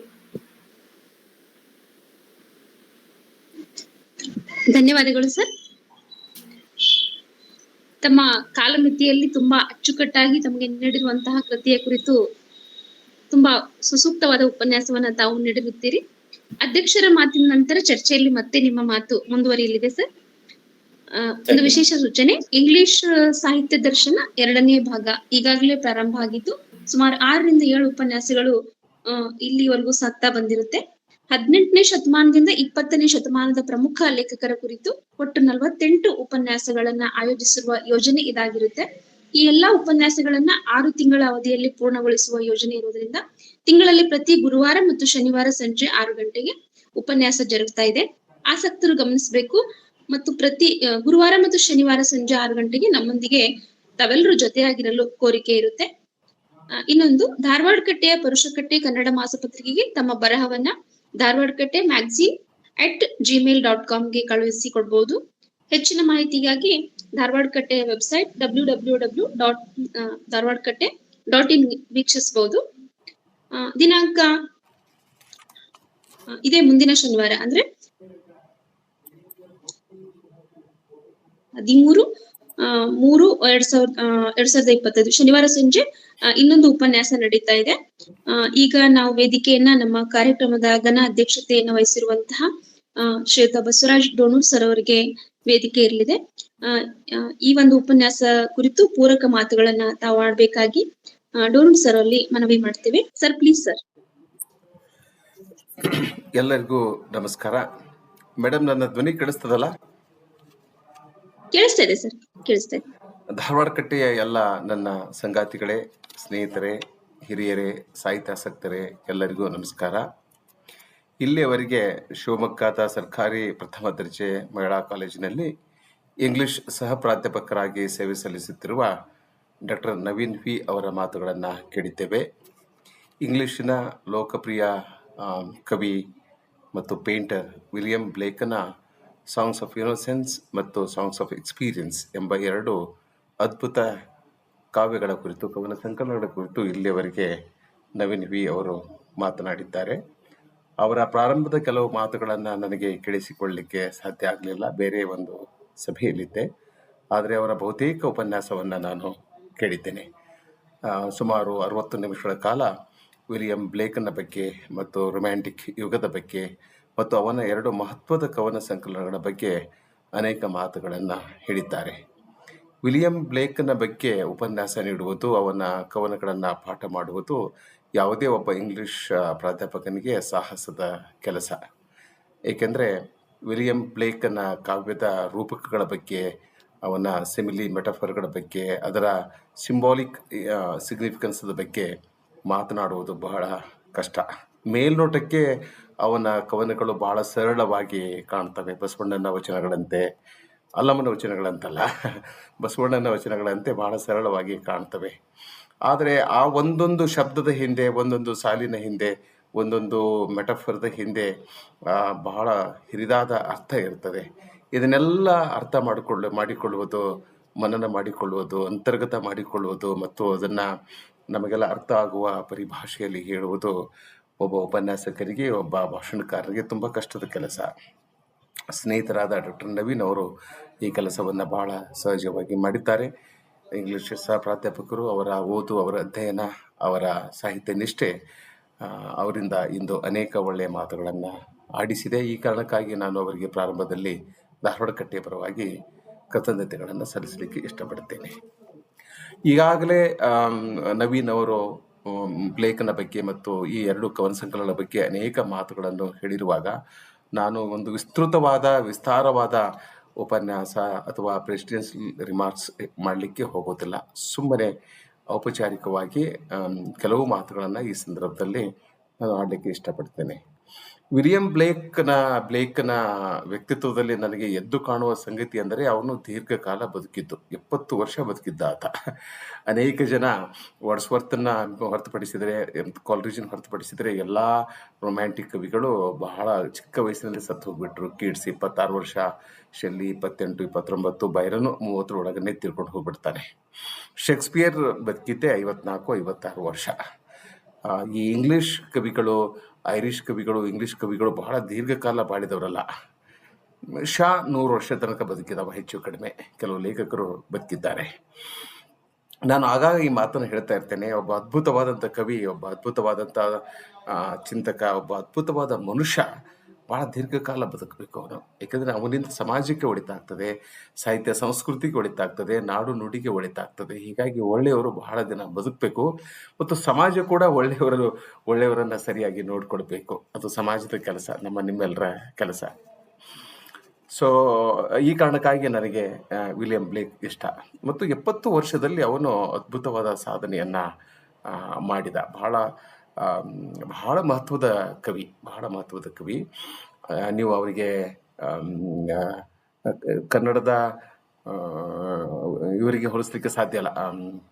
ಅಲ್ಲಮ ಪ್ರಭುವಿಗೆ ವಿಲಿಯಂ ಬ್ಲೇಕ್ನನ್ನು ಹೋಲಿಸ್ಲಿಕ್ಕೆ ಸಾಧ್ಯ ಇಲ್ಲ. ಏಕೆಂದರೆ ಅಲ್ಲಮ ಪ್ರಭು ಬಹಳ ಕ್ಲಿಷ್ಟಕರವಾದ ಬಹಳ ಎತ್ತರದ ಕವಿ, ಬಹಳ ಎತ್ತರದ ವಚನಕಾರ. ನಿಜವಾದ ಅರ್ಥದಲ್ಲಿ ಕನ್ನಡ ಸಾಹಿತ್ಯದ ಅಸ್ಮಿತೆ ಅಂತಂದರೆ ಅದು ಅಲ್ಲಮ ಪ್ರಭುವಿನಂಥ ಒಬ್ಬ ಕವಿ ಪ್ರಪಂಚದ ಯಾವ ಸಾಹಿತ್ಯದಲ್ಲೂ ಹುಟ್ಟಿಲ್ಲ ಎಂದು ನನ್ನ ವಿದ್ಯಾಗುರುಗಳಾದ ಕೀರ್ತಿನಾಥ್ ಕುರ್ತಕೋಟಿ ಅವರು ಹೇಳ್ತಿದ್ರು. Show me a poet like Allama ಅಂತ ನನ್ನ ಕೇಳ್ತಾ ಇದ್ರು. ಅವರು ಚಾಲೆಂಜ್ ಮಾಡ್ತಾ ಇದ್ರು. ಹೋಗು ನೀನು ಯಾವುದೇ ದೇಶದ ಯಾವುದೇ ಸಾಹಿತ್ಯನ ಓದು, ಅಲ್ಲಮನಂತ ಒಬ್ಬ ಕವಿಯನ್ನು ನನಗೆ ತಂದು ಕೊಡು ಅಂತ ಅವರು ಹೇಳ್ತಾ ಇದ್ರು. ಸೊ ವಿಲಿಯಂ ಬ್ಲೇಕ್ ತುಂಬ ಮಹತ್ವದ ಲೇಖಕ, ಆದರೆ ಅಲ್ಲಮನಿಗೆ ಹೋಲಿಸಲಿಕ್ಕೆ ಆಗೋದಿಲ್ಲ. ಇನ್ನು ಅವನ ಒಂದು ಸಮಸ್ಯೆ ಅಂತಲ್ಲ, ಅದು ಅವನ ದುರ್ದೈವ. ಅವನ ತನ್ನ ಜೀವಿತ ಕಾಲದಲ್ಲಿ ಅವನು ಹೆಚ್ಚು ಪ್ರಸಿದ್ಧಿಗೆ ಬರಲಿಲ್ಲ. ಅವನ ಕವನಗಳನ್ನು ಅಥವಾ ಅವನ ಕಾವ್ಯವನ್ನು ಅವನ ಸಮಕಾಲೀನ ಓದುಗರು ಅಥವಾ ಲೇಖಕರು, ವಿಮರ್ಶಕರು ಸರಿಯಾಗಿ ಗುರುತಿಸಲಿಲ್ಲ. ಆಮೇಲೆ ಅವನ ಜನಪ್ರಿಯತೆ ಹೆಚ್ಚಾಗ್ತಾ ಹೋಯಿತು. ಈಗ ನಾವೆಲ್ಲರೂ ಹೇಳ್ತಾ ಇದ್ದೇವೆ, ಇಂಗ್ಲೀಷಿನ ಒಂದು 10 ಜನ ಮಹತ್ವದ ಕವಿಗಳಲ್ಲಿ ವಿಲಿಯಂ ಬ್ಲೇಕ್ ಕೂಡ ಸೇರ್ತಾನೆ ಅಂತ ಮಹತ್ವದ ಕವಿ. ಆಮೇಲೆ ವಿಲಿಯಂ ಬ್ಲೇಕ್ ದಾರ್ಶನಿಕ ಕವಿ. ಈ ದಾರ್ಶನಿಕತೆ ಅನ್ನೋದು ಬಹಳ ಮಹತ್ವದ್ದು. ಎಲ್ಲ ಕವಿಗಳಿಗೂ ಈ ದಾರ್ಶನಿಕತೆ ಅಥವಾ ದಾರ್ಶನಿಕತ್ವ ಸಿಗೋದಿಲ್ಲ, ವಿಷನರಿ ಆಗಿರೋದಿಲ್ಲ. ಕುವೆಂಪು ಅವರನ್ನು ವಿಷನರಿ ಪೋಯಿಟ್ ಅನ್ಬೋದು, ಬೇಂದ್ರೆ ಅವರನ್ನು ಅನ್ಬೋದು, ಡೆಫಿನೆಟಾಗಿ ಮಧುರಚಂದ್ರನ್ನ ಅನ್ಬೋದು ನಾವು. ಮಧುರಚಂದ್ರು ಅವರು ನನ್ನನ್ನೆಲ್ಲ ಈ ಒಂದು 2-3 ಕವನ ಸಂಕಲನ ಇಷ್ಟೇ ಇವೆ ಅವರಿಗೆ. ಆದರೆ ಒಬ್ಬ ದಾರ್ಶನಿಕತೆಯ ದೃಷ್ಟಿಯಿಂದ ಮಧುರಚಂದ್ರು ನನಗೆ ಬೇಂದ್ರೆಯವರಿಗಿಂತ, ಕುವೆಂಪು ಅವರಿಗಿಂತ ತುಂಬ ಮಹತ್ವದ ಒಬ್ಬ ಸಾಧಕರಾಗಿ ಕಾಣ್ತಾರೆ. I am not taking into consideration his literary output, ಅದ್ರ ಬಗ್ಗೆ ನಾನು ಹೇಳ್ತಾ ಇಲ್ಲ. ಸೊ ವಿಲಿಯಂ ಬ್ಲೇಕ್ ಒಬ್ಬ ದಾರ್ಶನಿಕ ಕವಿ. ಹೀಗಾಗಿ ವಿಲಿಯಂ ಬ್ಲೇಕನ ಅರ್ಥ ಮಾಡ್ಕೋಬೇಕು ಅಂತಂದ್ರೆ ಮೊದಲಿಗೆ ನಾವು ಈ ದಾರ್ಶನಿಕತೆ ಅಂದ್ರೆ ಏನು ಅಂತ ತಿಳ್ಕೊಬೇಕು. ವಿಷನರಿ ಪೋಯಿಟ್ ಅಂತೀವಲ್ಲ, ಏನದು ವಿಷನರಿ ಅನ್ನೋದು ತಿಳ್ಕೊಬೇಕು. ಸಾಮಾನ್ಯವಾಗಿ ಯಾರಿಗೆ ಭೂತ, ವರ್ತಮಾನ, ಭವಿಷ್ಯ ತಿಳಿದಿರ್ತದೆಯೋ ಅವನು ದಾರ್ಶನಿಕ ಕವಿ.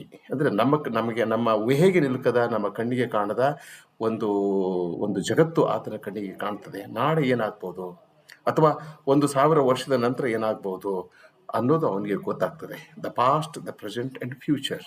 ಒಂದು ಸಾಮಾನ್ಯವಾದಂಥ ಒಂದು ಅರ್ಥ ಈ ದಾರ್ಶನಿಕತೆಗೆ ಇರೋ ಅರ್ಥ. ಈ ಅರ್ಥದಲ್ಲಿ ಬ್ಲೇಕ್ ದಾರ್ಶನಿಕ ಕವಿಯಾಗಿದ್ದ. ಆಮೇಲೆ ಅವನು ರೊಮ್ಯಾಂಟಿಕ್ ಕಾವ್ಯದ ಹರಿಕಾರರಾಗಿದ್ದ ಅನ್ನೋದು ನಮಗೆಲ್ಲ ಗೊತ್ತಿದೆ. ಮುಖ್ಯವಾಗಿ ಈ ಇನೋಸೆನ್ಸ್ ಮತ್ತು ಎಕ್ಸ್ಪೀರಿಯನ್ಸ್ ಇದರ ಬಗೆಗೆ ನವೀನ್ ಅವರು ಬಹಳ ಸೊಗಸಾಗಿ ಅದನ್ನು ವಿಶ್ಲೇಷಣೆ ಮಾಡಿದರು. ಈ ಎರಡೂ ಸ್ಥಿತಿಗಳಿದಾವಲ್ಲ, the state of being innocence ಮತ್ತು ಎಕ್ಸ್ಪೀರಿಯನ್ಸ್ ಏನಿದೆಯಲ್ಲ, ಈ ಮುಗ್ಧತೆ ಮತ್ತು ಅನುಭವ ಅನ್ನೋದಾದರೆ ಇವೆರಡೂ ಅವನ ಬಹುತೇಕ ಕವನಗಳಲ್ಲಿ ಸಮಾನವಾಗಿ ಕಾಣಿಸಿಕೊಂಡಿವೆ. ಅದರ ಬಗೆಗೆ ಅವರು ಸಾಕಷ್ಟು ಮಾತುಗಳನ್ನು ಹೇಳಿದರು. ಅದನ್ನೇನು ರಿಪೀಟ್ ಮಾಡ್ಲಿಕ್ಕೆ ಹೋಗೋದಿಲ್ಲ ನಾನು. ಈ ಇನೋಸೆನ್ಸ್ ಮತ್ತು ಎಕ್ಸ್ಪೀರಿಯನ್ಸ್ ಇವೆರಡೂ ಕಾಂಟ್ರರಿ ಸ್ಟೇಟ್ಸ್ ಅಂತ ಹೇಳ್ತಾರೆ ಅವರು. ಅಂದ್ರೆ ತದ್ವಿರುದ್ಧವಾದಂಥ ಮನುಷ್ಯನ ಆತ್ಮದ ಸ್ಥಿತಿ ಅಂತ ನಾವು ಹೇಳ್ಬೋದು. ಆದರೆ ಇನೋಸೆನ್ಸ್ ಅನ್ನೋದು ಮುಗಿದ ಮೇಲೆ ಎಕ್ಸ್ಪೀರಿಯನ್ಸ್ ಶುರು ಆಗ್ತದೆ, ಅಥವಾ ಎಕ್ಸ್ಪೀರಿಯನ್ಸ್ ಬಂದ ಮೇಲೆ ಇನೋಸೆನ್ಸ್ ಇರೋದೇ ಇಲ್ಲ ಎಂಬ ಸರಳ ತೀರ್ಮಾನಕ್ಕೆ ನಾವು ಬರೋ ಹಾಗಿಲ್ಲ. ಅಂದರೆ ಮುಗ್ಧತೆ ಹೋದ್ಮೇಲೆ ಮನುಷ್ಯನಿಗೆ ಅನುಭವ ದಕ್ತದೆ. ಅನುಭವ ಬಂದ ಮೇಲೆ ಮುಗ್ಧತೆ ಇರೋದಿಲ್ಲ ಅಂತ ಅನ್ಲಿಕ್ಕೆ ಸಾಧ್ಯನೇ ಇಲ್ಲ. ಬಸವಣ್ಣನಲ್ಲಿ ಏನಿತ್ತು? ಬಸವಣ್ಣನಲ್ಲಿ ಅಗಾಧವಾದಂಥ ಮುಗ್ಧತೆ ಇತ್ತು, ಅಗಾಧವಾದಂಥ ಅನುಭವ ಇತ್ತು. ಎಲ್ಲ ವಚನಕಾರರಲ್ಲಿ ಈ ಎರಡು ಸಂಗತಿಗಳಿತ್ತು. ಬಸವ ನಮಗೆ ಮುಖ್ಯ ಆಗುವುದೇನಂತಂದರೆ, ಜೀವನವನ್ನು ಅರ್ಥ ಮಾಡಿಕೊಂಡ ಮೇಲೆ ಅಥವಾ ಧರ್ಮ, ದೇವರು ಎಲ್ಲ ಸಂಗತಿಗಳನ್ನು ಅರ್ಥ ಮಾಡಿಕೊಂಡ ಮೇಲೂ ಕೂಡ ಅವನಲ್ಲಿ ಒಂದು ಮುಗ್ಧತೆ ಇತ್ತು, ದೊಡ್ಡ ಪ್ರಮಾಣದ ಮುಗ್ಧತೆ ಇತ್ತು. ಎನ್ನ ತಪ್ಪು ಅನಂತ ಕೋಟಿ, ನಿಮ್ಮ ಸೈರಣಿಗೆ ಲೆಕ್ಕವಿಲ್ಲವಯ್ಯ, ಅಷ್ಟು ಕೇಳುವಷ್ಟು ಮುಗ್ಧತೆ ಬಸವಣ್ಣನಲ್ಲಿ ಇತ್ತು.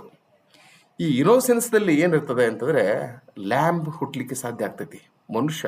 ಮನುಷ್ಯ ನಮ್ಮಲ್ಲಿ ಇನೋಸೆನ್ಸ್ ಇದ್ದರೆ ನಾವು ಕುರಿಮರಿ ಆಗಿರ್ತೇವೆ. ಕುರಿಮರಿಗೆ ಕ್ರೈಸ್ತ ಮತದಲ್ಲಿ ಒಂದು ಸಿಂಬಾಲಿಕ್ ವ್ಯಾಲ್ಯೂ ಇದೆ. ಅದಕ್ಕೆ ಒಂದು ಒಂದು ಒಂದು ಒಂದು ಅರ್ಥ ಇದೆ.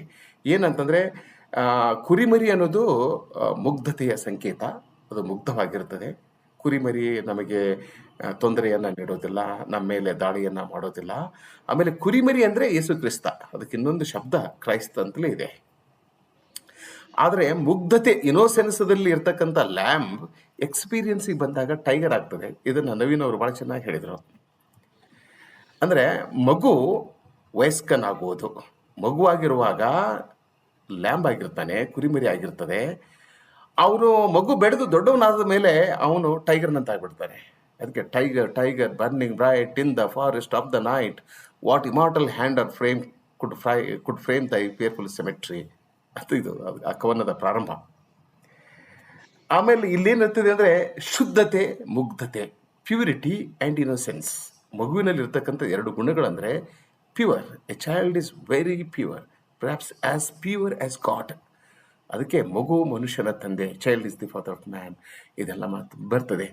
ನಾವು ಮಗುವಿನಿಂದ ಕಾಲು ಮುಟ್ಟಿಸ್ಕೊಳ್ಳೋದಿಲ್ಲ, ನಮ್ಮಲ್ಲಿ ಒಂದು ಪರಂಪರೆ ಇದೆ, ಮಗುವಿನಿಂದ ಕಾಲು ಮುಟ್ಟಿಸ್ಕೊಳ್ಳೋದಿಲ್ಲ. ಆಮೇಲೆ ಎಷ್ಟೋ ಜನ ಮಗುವಿಗೆ ನಮಸ್ಕಾರ ಮಾಡ್ತಾರೆ, ಯಾಕಂದರೆ ಮಗು ಅಪ್ಪನಿಗಿಂತಲೂ ದೊಡ್ಡವನು ಮಗುವಾಗಿರುವಾಗ. ಅದೇ ಮಗು ಬೆಳೆದು ದೊಡ್ಡವನಾಗ್ತಾ ಇದ್ದ ಹಾಗೆಯೇ ಅವನಲ್ಲಿ ಎಲ್ಲರೂ ಕೆಟ್ಟು ಹೋಗ್ತಾರೆ ಅಂತ ನಾನು ಹೇಳೋದಿಲ್ಲ. ಬಟ್ ಈ ಎಲ್ಲ ಅನುಭವ ದಕ್ತದೆ. ಅನುಭವ ಬಂದ ಮೇಲೆ ಮುಗ್ಧತೆ ಅದು ಹಾಳಾಗಿ ಹೋಗ್ತದೆ. ಆದರೆ ಎಕ್ಸ್ಪೀರಿಯನ್ಸಲ್ಲಿ ಈ ಜಗತ್ತು ಹೇಗಿದೆ ಅಂದರೆ, ಈ ಜಗತ್ತಿನಲ್ಲಿ ಟೈಗರ್ ಇದೆ, ಆ ಜಗತ್ತಿನಲ್ಲಿ ಕುರಿಮರಿ ಇದೆ, ಈ ಜಗತ್ತಿನಲ್ಲಿ ಟೈಗರ್ ಇದೆ. ಇಲ್ಲೇನಾಗಿದೆ, ಮಗುವಿನ ಮುಗ್ಧತೆಯ ಹರಣ ಆಗಿಬಿಟ್ಟಿದೆ ಇಲ್ಲಿ, ಅಥವಾ ಆ ಮುಗ್ಧತೆ ಅನ್ನೋದು ಭ್ರಷ್ಟಗೊಂಡಿದೆ, ಕರಪ್ಷನ್ ಆಗಿ ಹೋಗಿಬಿಟ್ಟಿದೆ. ಸೊ ಇವೆರಡು ಜಗತ್ತುಗಳು. ಬಹಳ ಚಿಕ್ಕ ಚಿಕ್ಕ ಕವನಗಳಿವೆ. ಇನೋಸೆನ್ಸದಲ್ಲಿ 19 ಕವನಗಳಿವೆ, ಇದರಲ್ಲಿ 26 ಕವನಗಳಿವೆ. ನಾನು 2 ನಿಮಿಷದಲ್ಲಿ ಈ ನಮ್ಮ ಸ್ನೇಹಿತರ ಮಾತುಗಳನ್ನು ಮುಂದುವರಿಸ್ತೇನೆ. ಎಕ್ಸ್ಪೀರಿಯನ್ಸ್ ಮತ್ತು ಇನೋಸೆನ್ಸ್ ಬಗೆಗೆ ಅವೆರಡು ಭಾಳ ಅದ್ಭುತವಾದ ಪದ್ಯಗಳನ್ನು ಅವರು ಓದಿದರು. ಲ್ಯಾಂಬ್ ಅನ್ನೋದು ಒಂದು ಕವನದ ಹೆಸರು. ಅದರ 4 ಸಾಲು, little lamb who made the, dust thou no who made the ಹೇಳ್ತಾನೆ. ಕುರಿಮರಿಯೇ, ಅದನ್ನು ನಿಲ್ಲು ಅಂದಾಗ, ನಿನಗೆ ಗೊತ್ತಿದೆನಾ ನಿನ್ನನ್ನು ಯಾರು ಸೃಷ್ಟಿ ಮಾಡಿ ಅಂತ ಕೇಳ್ತಾನೆ ಅವನು. ಗೇವ್ ದಿ ಲೈಫ್ ಆ್ಯಂಡ್ ಬಿಡ್ ದಿ ಫೀಡ್, ನಿನಗೆ ಜೀವನ ಕೊಟ್ಟವ್ರು ಯಾರು, ನಿನಗೆ ಇಲ್ಲಿ ಮೇಲಿಕೆ ಬಿಟ್ಟವ್ರು ಯಾರು, ನಿನ್ನನ್ನು ಹುಟ್ಟಿಸಿದವ್ರು ಯಾರು, ನಿನಗೆ ಗೊತ್ತಿದ್ದೀರಾ? ಅವನಿಗೆ ಈ ಸೃಷ್ಟಿಯ ಮೂಲಕ ಸೃಷ್ಟಿಕರ್ತನನ್ನ ತಿಳ್ಕೊಬೇಕಾಗಿದೆ ಲ್ಯಾಂಬನಿಗೆ. ಮತ್ತೆ ಹೇಳ್ತಾನ, ಕ್ಲೂ ಕೊಡ್ತಾನ ಮಗುವಿಗೆ, ಹೀ ಈಸ್ ಕಾಲ್ಡ್ ಬೈ ದೈ ನೇಮ್, ಆ ಲ್ಯಾಂಬಿಗೆ ನಿನ್ನ ಹೆಸರಿನಿಂದಲೇ ಅವನು ಕರೆಯೋದು. For he calls himself A lamb, ಅವನು ತನ್ನನ್ನು ತಾನು ಕುರಿಮರಿ ಎಂದು ಕರೆದುಕೊಳ್ಳುತ್ತಾನೆ. ಅವನು ನಿನ್ನ ಹೆಸರಿನಿಂದಲೇ ಲೋಕಪ್ರಿಯನಾಗಿದ್ದಾನೆ, ಅವನೇ ನಿನ್ನನ್ನು ಸೃಷ್ಟಿಸಿದವನು ಅಂತ ಹೇಳ್ತಾನವನು. ಈ ಕವನ ಓದಿದಾಗಲೆಲ್ಲ ನನಗೆ ಮುದ್ರಚಂದ್ರು ನೆನಪಾಗ್ತಾರೆ. ನಿಲ್ಲು ನಿಲ್ಲಲೆ ನವಿಲೆ ನಿನ್ನ ಕಣ್ಣಗಳೇಸು ಎಣಿಸಲಾರೆ. ಅದ್ಭುತವಾದಂತ very powerful poetry, very powerful poetry.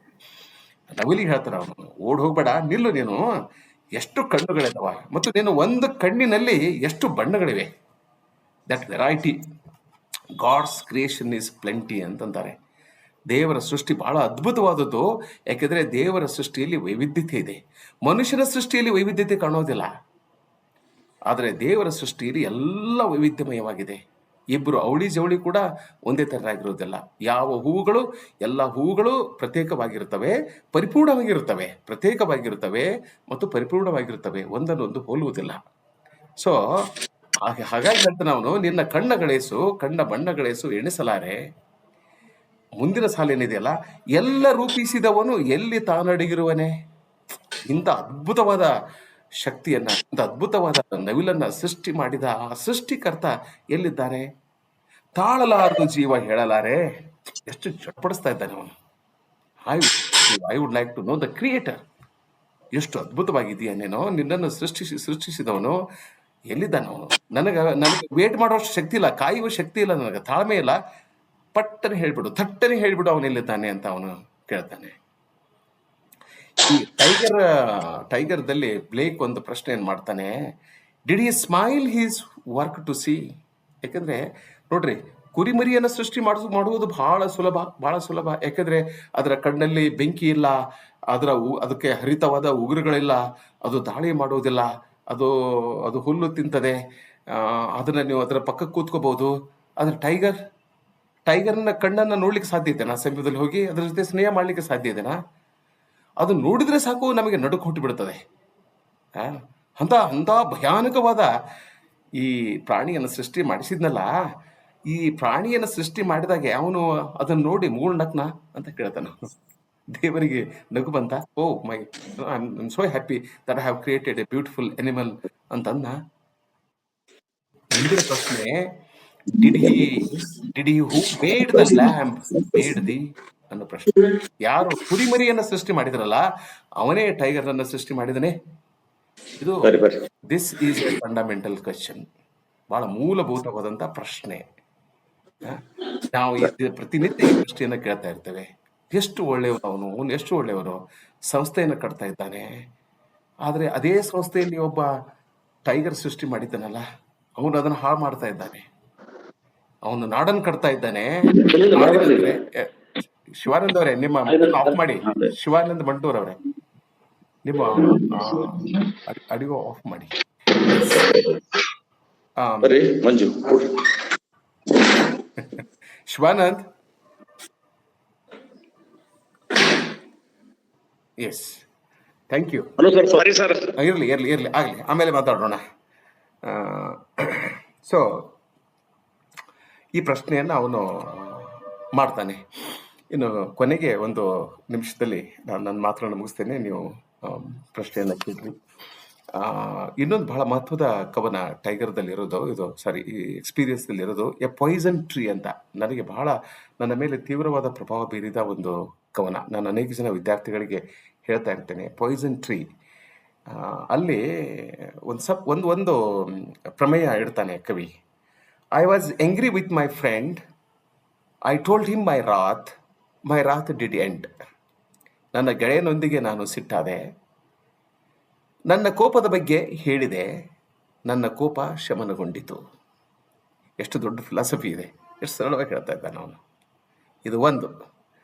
I was angry with my friend, I told my wrath did end. I was angry with my foe, I told it not, my wrath did grow. ನನ್ನ ವೈರಿಯೊಂದಿಗೆ ನಾನು ಕೋಪಿಸಿಕೊಂಡೆ, ನಾನು ಈ ಬಗ್ಗೆ ಏನೂ ಹೇಳಲಿಲ್ಲ, ನನ್ನ ಕೋಪ ಹೆಚ್ಚಾಯಿತು.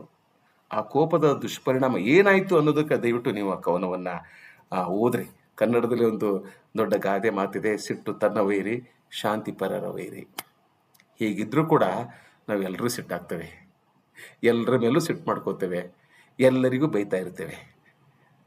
ಬಹಳ ದೊಡ್ಡ ಈ ದಾರ್ಶನಿಕರು ಯಾರು ಅಂದ್ರೆ ಅವರು ಸಿಟ್ಟಾಗೋದಿಲ್ಲ, ಸಿಟ್ಟು ಮಾಡ್ಕೊಡೋದೇ ಇಲ್ಲ, ಕೋಪ ಮಾಡ್ಕೊಡೋದೇ ಇಲ್ಲ. ಅವ್ರಿಗೆ ಬೈರಿ, ಹೊಡೀರಿ, ಇನ್ನೊಂದು ಮಾಡ್ರಿ, ಮತ್ತೊಂದು ಮಾಡ್ರಿ. ಯಾಕಂದ್ರೆ ಅವ್ರಿಗೆ ಗೊತ್ತಿದೆ ಶಾಂತಿನೇ ಮುಕ್ತಿ ಮಾರ್ಗ ಅಂತ. ನಾವು ಯಾರೂ ಶಾಂತರಾಗಿಲ್ಲ, ಯಾಕಂದ್ರೆ ನಮಗೆ ಸಿಕ್ಕಾಪಟ್ಟೆ ಸಿಟ್ಟು ಬರ್ತದೆ, ಸಿಕ್ಕಾಪಟ್ಟೆ ಸಿಟ್ಟು ಬರ್ತದೆ. ಆಮೇಲೆ ಎಲ್ಲವನ್ನು ಮನಸ್ಸಲ್ಲಿ ಇಟ್ಕೊಳ್ತೇವೆ, ಹೇಳೋದಿಲ್ಲ. ಹೇಳಿದಾಗ ನಮ್ಮ ಎದೆ ಭಾರ ಕಡಿಮೆ ಆಗ್ತದೆ, ಎದೆ ಹಗುರಾಗ್ತದೆ. ನಾವು ಯಾರು ಅಷ್ಟು ಜಲ್ದಿ ಹಾರ್ಟ್ ಅಟ್ಯಾಕ್ ಆಗಿ ಸಾಯೋದಿಲ್ಲ, ಬೇರೆ ಬೇರೆ ಜಡ್ಡುಗಳು ನಮಗೆ ಬರೋದಿಲ್ಲ. ಆದರೆ ನಾವೆಲ್ಲ ಒಳಗೆ ಇಟ್ಕೊಂಡು ಕುದ್ದು ಅದೇನೆಲ್ಲ ಆಗಿಬಿಡ್ತದೆ. ಸೊ ಹೀಗಾಗಿ ಈ ಹೊತ್ತಿನ ಈ ಹೊತ್ತಿನಲ್ಲಿ ನಾವು ವಿಲಿಯಂ ಬ್ಲೇಕನ ಕಾವ್ಯವನ್ನು ಓದಬೇಕು, ಬಹಳ ಅಗತ್ಯವಾಗಿದೆ. ನಮ್ಮ ಸಮಕಾಲೀನ ಅನೇಕ ಸಮಸ್ಯೆಗಳಿಗೆ, ತಲ್ಲಣಗಳಿಗೆ, ತಾಪತ್ರಯಗಳಿಗೆ ಪರಿಹಾರ ನಮಗೆ ವಿಲಿಯಂ ಬ್ಲೇಕನ ಕಾವ್ಯದಲ್ಲಿ ಸಿಗ್ತದೆ.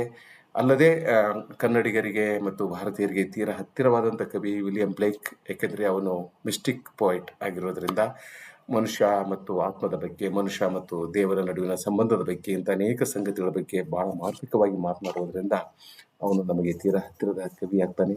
ಇಂಥ ಮಹತ್ವದ ಕವಿಯ ಕುರಿತು ಡಾಕ್ಟರ್ ನವೀನ್ ಪಿ ಅವರು ಅನೇಕ ಒಳ್ಳೆಯ ಮಾತುಗಳನ್ನು, ಉಪಯುಕ್ತವಾದ ಮಾತುಗಳನ್ನು ಆಡಿದ್ದಾರೆ. ಅವರಿಗೆ ಮತ್ತೊಮ್ಮೆ ನಾನು ನಮಸ್ಕಾರಗಳನ್ನು ತಿಳಿಸ್ತೇನೆ. ನೀವು ನವೀನ್ ಅವರೊಂದಿಗೆ ಚರ್ಚೆಯನ್ನು, ಸಂವಾದವನ್ನು ಮುಂದುವರಿಸಬಹುದು. ಧಾರವಾಡ ಕಟ್ಟೆಯ ಜೊತೆಗೆ ಇರಿ. ಧಾರವಾಡ ಕಟ್ಟೆ ಆಯೋಜಿಸುವ ಎಲ್ಲ ಕಾರ್ಯಕ್ರಮಗಳಿಗೆ ತಾವು ಎಲ್ಲರಿಗೂ ಒಳ್ಳೆಯದಾಗಲಿ. ಶುಭವಾಗಲಿ. ನಮಸ್ಕಾರ. Thank you sir. ಧನ್ಯವಾದಗಳು ಸರ್. ಈ ಜಾಣದ ಜಗಲಿಯಲ್ಲಿ ಕನ್ನಡ ಸಾಹಿತ್ಯ ಮತ್ತು ಆಂಗ್ಲ ಭಾಷಾ ಸಾಹಿತ್ಯದ ಒಂದು ತುಲನಾತ್ಮಕ ಸಂವಾದ ಕೇಳೋದೇ ಒಂದು ನಮ್ಮ ಭಾಗ್ಯ ಸರ್. ತುಂಬಾ ಮಾರ್ಮಿಕವಾಗಿ ಇರುವರು ಮಾತನಾಡಿದಿರಿ. ಈಗ ವೇದಿಕೆ ಚರ್ಚೆಗೆ ಕಾಯ್ತಾ ಇದೆ. ಚರ್ಚೆಯಲ್ಲಿ ಭಾಗವಹಿಸುವವರು ತಮಗೆ ವೇದಿಕೆ ಬಿಟ್ಕೊಡ್ತಾ ಇದ್ದೀವಿ.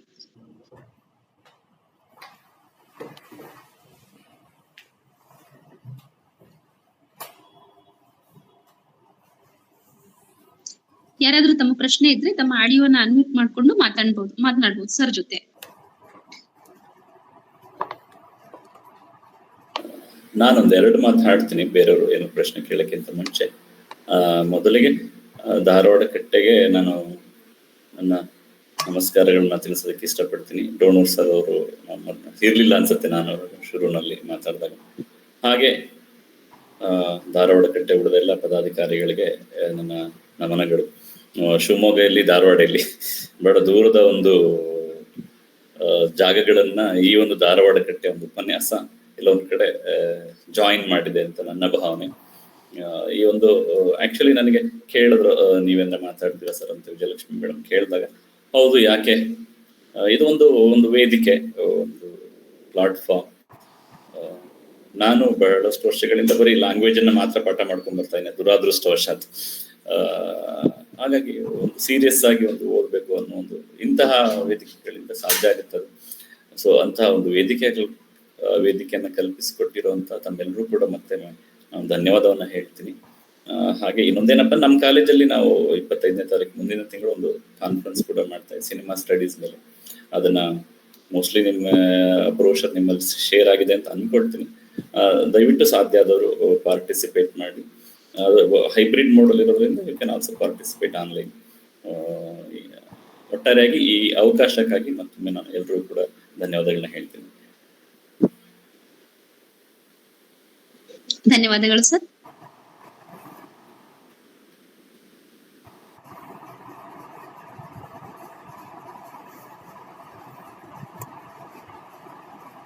ಸಮಯ ಆಗಿರೋದ್ರಿಂದ ಚರ್ಚೆಗೆ ಭಾಗವಹಿಸುವವರು ತಾವು ಭಾಗವಹಿಸಬೇಕಾಗಿ ಕೇಳ್ಕೊಳ್ತೇವೆ.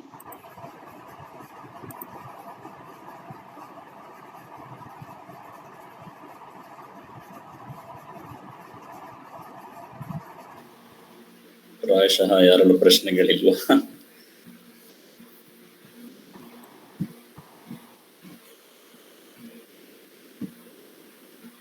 ಉಪನ್ಯಾಸಕರ ಉಪನ್ಯಾಸ ಕುರಿತು ಪೂರಕ ನುಡಿಗಳನ್ನಾದ್ರೂ ಆಡ್ಬಹುದು. ಕಲಂದರ್ ಅವರಿದ್ದಾರೆ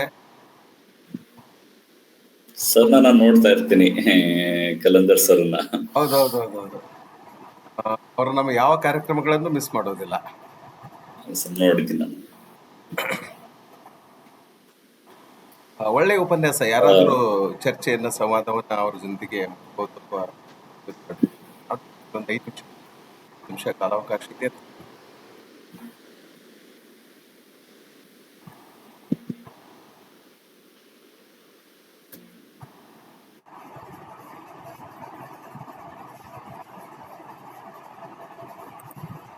ಪ್ರಶ್ನೆಗಳು ಇಲ್ಲ ಅಂದ್ರೆ ಮೇಡಮ್ ಕಾರ್ಯಕ್ರಮ ನೀವು ಮುಗಿಸ್ಬೋದು.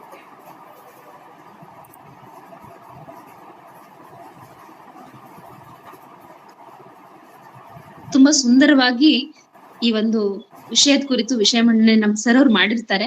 ಹಾಗಾಗಿ ಸ್ಪಷ್ಟತೆ ಇರೋದ್ರಿಂದ ಪ್ರಶ್ನೆ ಇರ್ಲಿಕ್ಕಿಲ್ಲ ಅಂತ ಭಾವಿಸ್ತಾ ಈ ಒಂದು ಕಾರ್ಯಕ್ರಮವನ್ನ ಆಯೋಜಿಸುವಲ್ಲಿ ನೆರವಾದಂತಹ ಎಲ್ಲಾ ಕಟ್ಟೆಯ ಮಿತ್ರರಿಗೂ ಹಾಗೂ ಆಯೋಜನೆಗೆ ಅನುವು ಮಾಡಿಕೊಟ್ಟಿರುವಂತಹ ಅಧ್ಯಕ್ಷರಿಗೂ ಹಾಗೂ ಈ ಒಂದು ಕಾರ್ಯಕ್ರಮದಲ್ಲಿ ಭಾಗವಹಿಸಿರುವಂತಹ ಸಕಲರಿಗೂ ನಾನು ಧನ್ಯವಾದಗಳನ್ನ ಅರ್ಪಿಸುತ್ತಾ ಹಾಗೂ ಉಪನ್ಯಾಸವನ್ನ ನೀಡಿರುವಂತಹ ಸರ್ ಅವರಿಗೆ, ನವೀನ್ ಸರ್ ಅವರಿಗೆ ವಿಶೇಷವಾಗಿ ಧನ್ಯವಾದಗಳನ್ನ ಅರ್ಪಿಸುತ್ತಾ ಕಾರ್ಯಕ್ರಮವನ್ನ ಇಲ್ಲಿಗೆ ವಿರಾಮಗೊಳಿಸುತ್ತೇವೆ. ಎಲ್ಲರಿಗೂ ಧನ್ಯವಾದಗಳು.